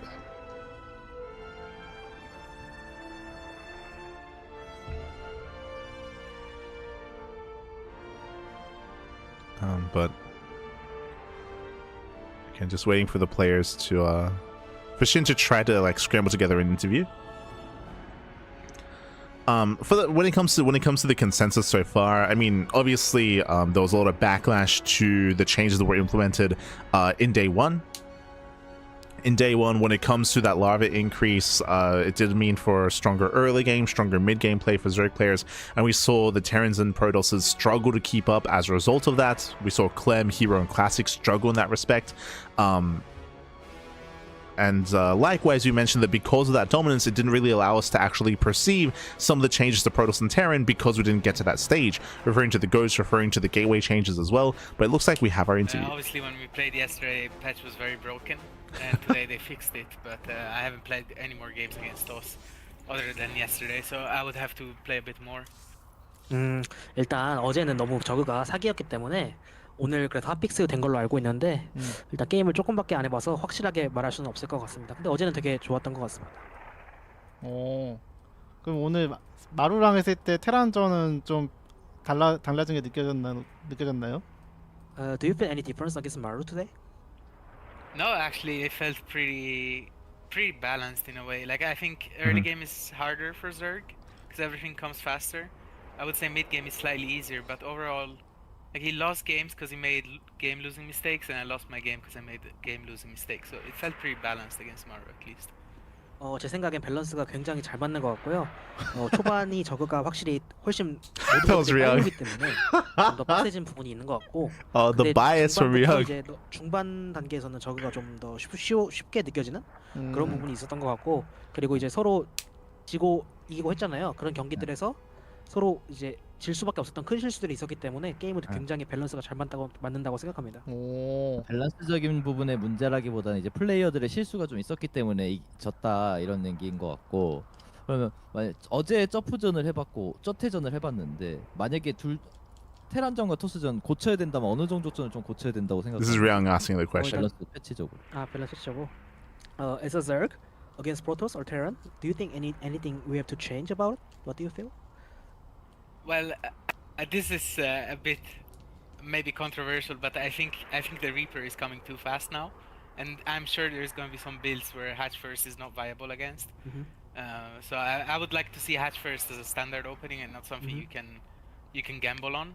But other than that, I think the late game, like I think the problem about this patch is once we figure everything out, I'm just afraid that it's going to be the same stuff over again. You know, like mothership carriers, ghost camping, and all of that. 일단 테란전 같은 경우에는 일단 선압이 저는 정석이 되어야 된다고 생각하는데 사신이 너무 빨리 오기 때문에 선풀이 강제적으로 될 수밖에 없어서 그게 좀 아쉬운 것 같고 그 부분을 이제 고쳐줬으면 좋겠고. We'll add our own commentary after the interview. 토스전은 이런 부분이 아니라 We'll 이제 let him talk. We'll 후반, let him speak. 그 마더십, 그 모선 그리고 이제 폭풍함 이런 후반 사기 유닛들을 좀 너프해야 되지 않을까 싶습니다. 왜요? 희범이 질문 있어? 그러면은 만약에 이제 테란이 그러니까 그럼 지금 만약에 그 8마리 패치는 좀 어떻게 보는지 궁금한데. 일꾼 8마리. 8마리. What do you think about aid workers then? This is Shin asking. Well, I don't like it. I think it's just a step in the wrong direction, and I think it's pretty useless, and it just slows down the early game. And I think, as I said, there's gonna be some builds. Like even like 10 pull feels insanely hard to hold in ZVZ if you go hatch first. Like you have to have a perfect response. This kind of stuff I really don't like. It's just gambling and I don't know, just a step in the wrong direction in my opinion. 일단은 저는 이렇게 8마리로 된 거 굉장히 부정적이고요.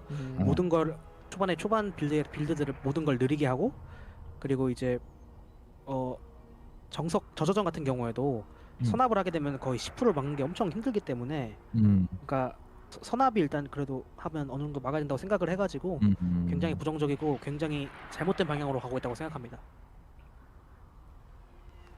오케이. 뭐? 그러면 뭐 지금 이제 마지막으로 GSL 어쨌든 뭐 이벤트 되긴 하지만 한국 분들한테 오랜만에 이제 이렇게 인사를 했는데 한번 한국 분들한테 그냥 한마디. 롤 아나운서 할 거냐고 물어보. Will you play StarCraft instead of League of Legends? Oh, that's the real there's question. Tournaments, yeah, sure. I feel like playing StarCraft. 대회가 있다면 당연히 스타크래프트 할 건데 대회가 Ah, the hard-hitting questions, Pappy. 알겠어.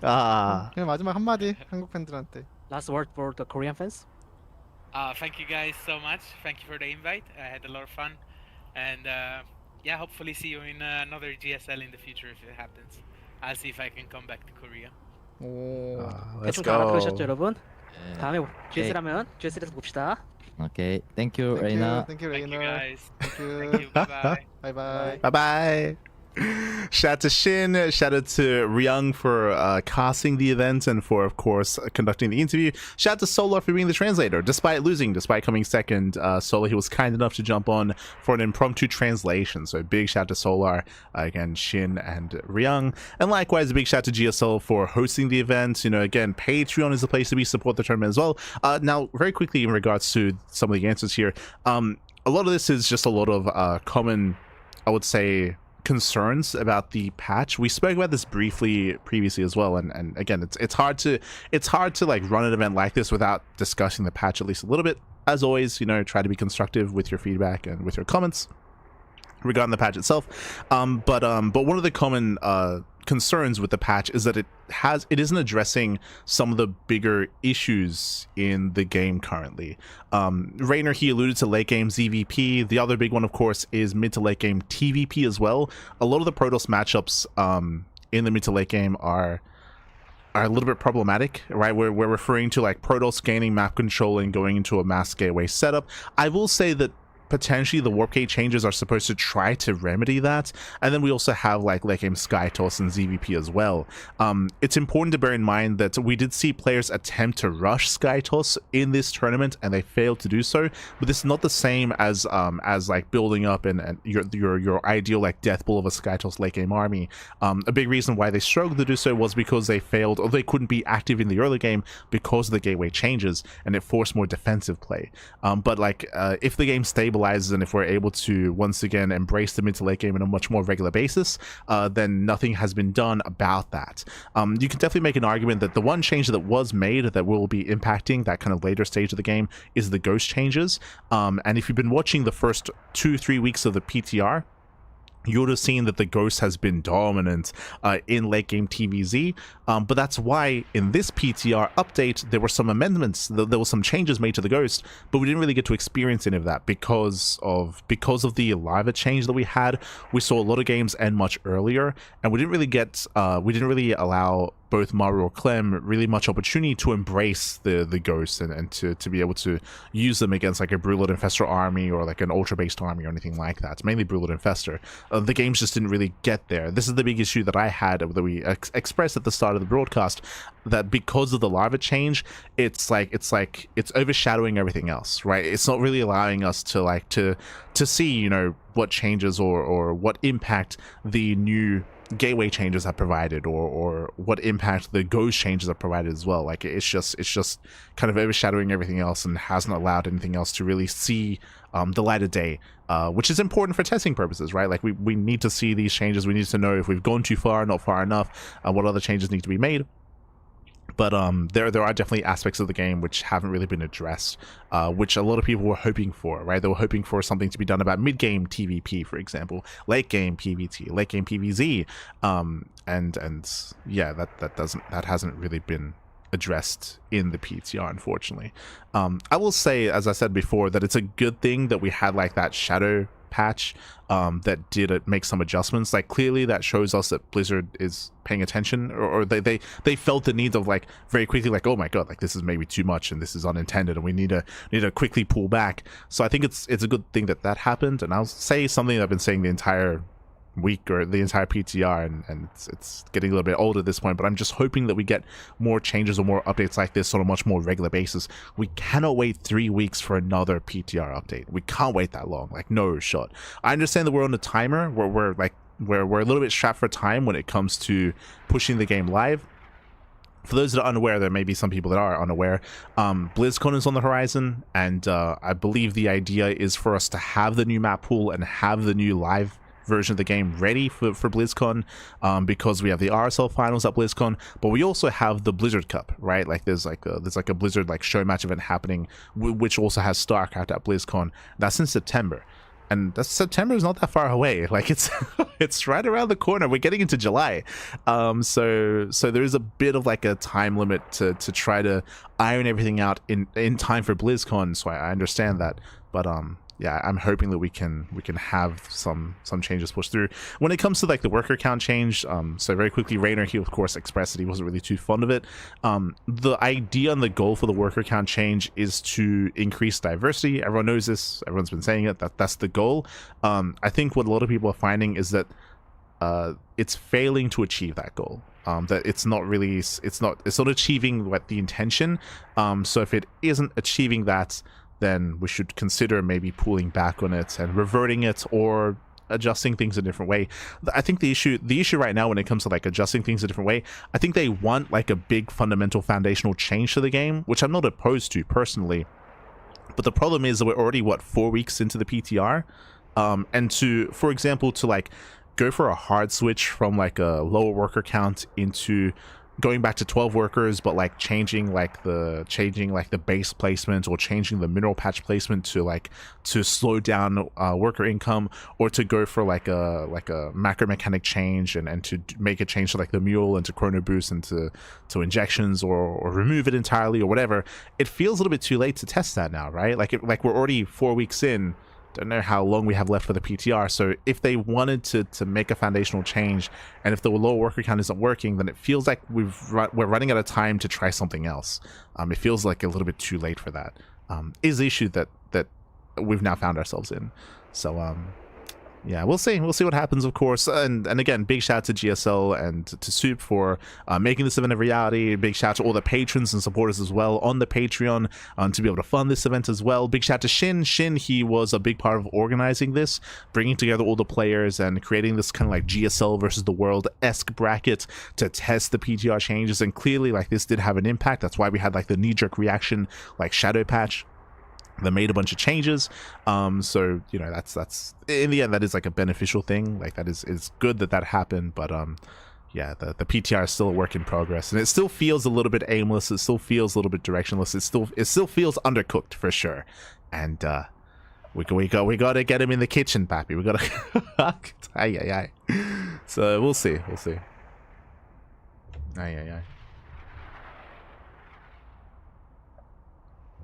Just catching up in the chat. Right, with the level-headed commentaries. I mean, it's just, I feel like the people that are a little bit more unreasonable, they're just on Reddit, and it can be hard to drown that out for sure, or it can be hard to like sift through that and find something that's maybe a little bit more constructive. But yeah, I think my big concern at this point, because for me personally, I was all for making like these more foundational changes to the economy, or to the perceived economy, or to the rate of expansion and the rate of growth in StarCraft 2. Initially, I was all for that, but again, because we're already 4 weeks in, at this point, I'm pretty sure I'm in the group of people that's like, you know what, just go back to 12 workers. Like it's if it's not working, and if we're running out of time, and if we can't like refine it in time and find like a good solution as we work towards a live game, like at this point I'm pretty sure I'm in the group of like, you know what, just abandon it, focus on other things, and focus on other changes instead. I think it's just too late. I think too much time has passed, but we'll see. You know, maybe we get the PTR for like another 8 weeks. Who knows? Who knows, Pappy? Who knows? But regardless, with that, thanks for watching, everyone. Thanks so much for the support. We do appreciate it, and we're going to be heading off here for the time being. Again, the GSL CK is a monthly event every single month, twice a month even. We should be seeing a GSL CK, and we of course will be bringing you that here over on Soup, and eventually will be uploaded to YouTube for VODs as well. So we will get you over on YouTube. Once again, big shout out to Soup. Once again, if you want to help support this tournament, and if you want GSL Season 3 to become a reality, you can do so over on Patreon. Patreon.com/GSL is the place to be to support GSL and to allow for more of these events to happen, and to help support the community and help support StarCraft. And again, shout out to Shin once again for making this happen.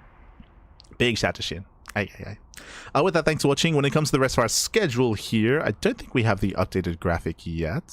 Let's quickly double check here. Bam. Oh, we do. Okay, here we go. So when it comes to this week, do you see what's towards the end of the week? Thursday, Friday, Saturday, Sunday, Doyu Cup. Doyu Cup is this week.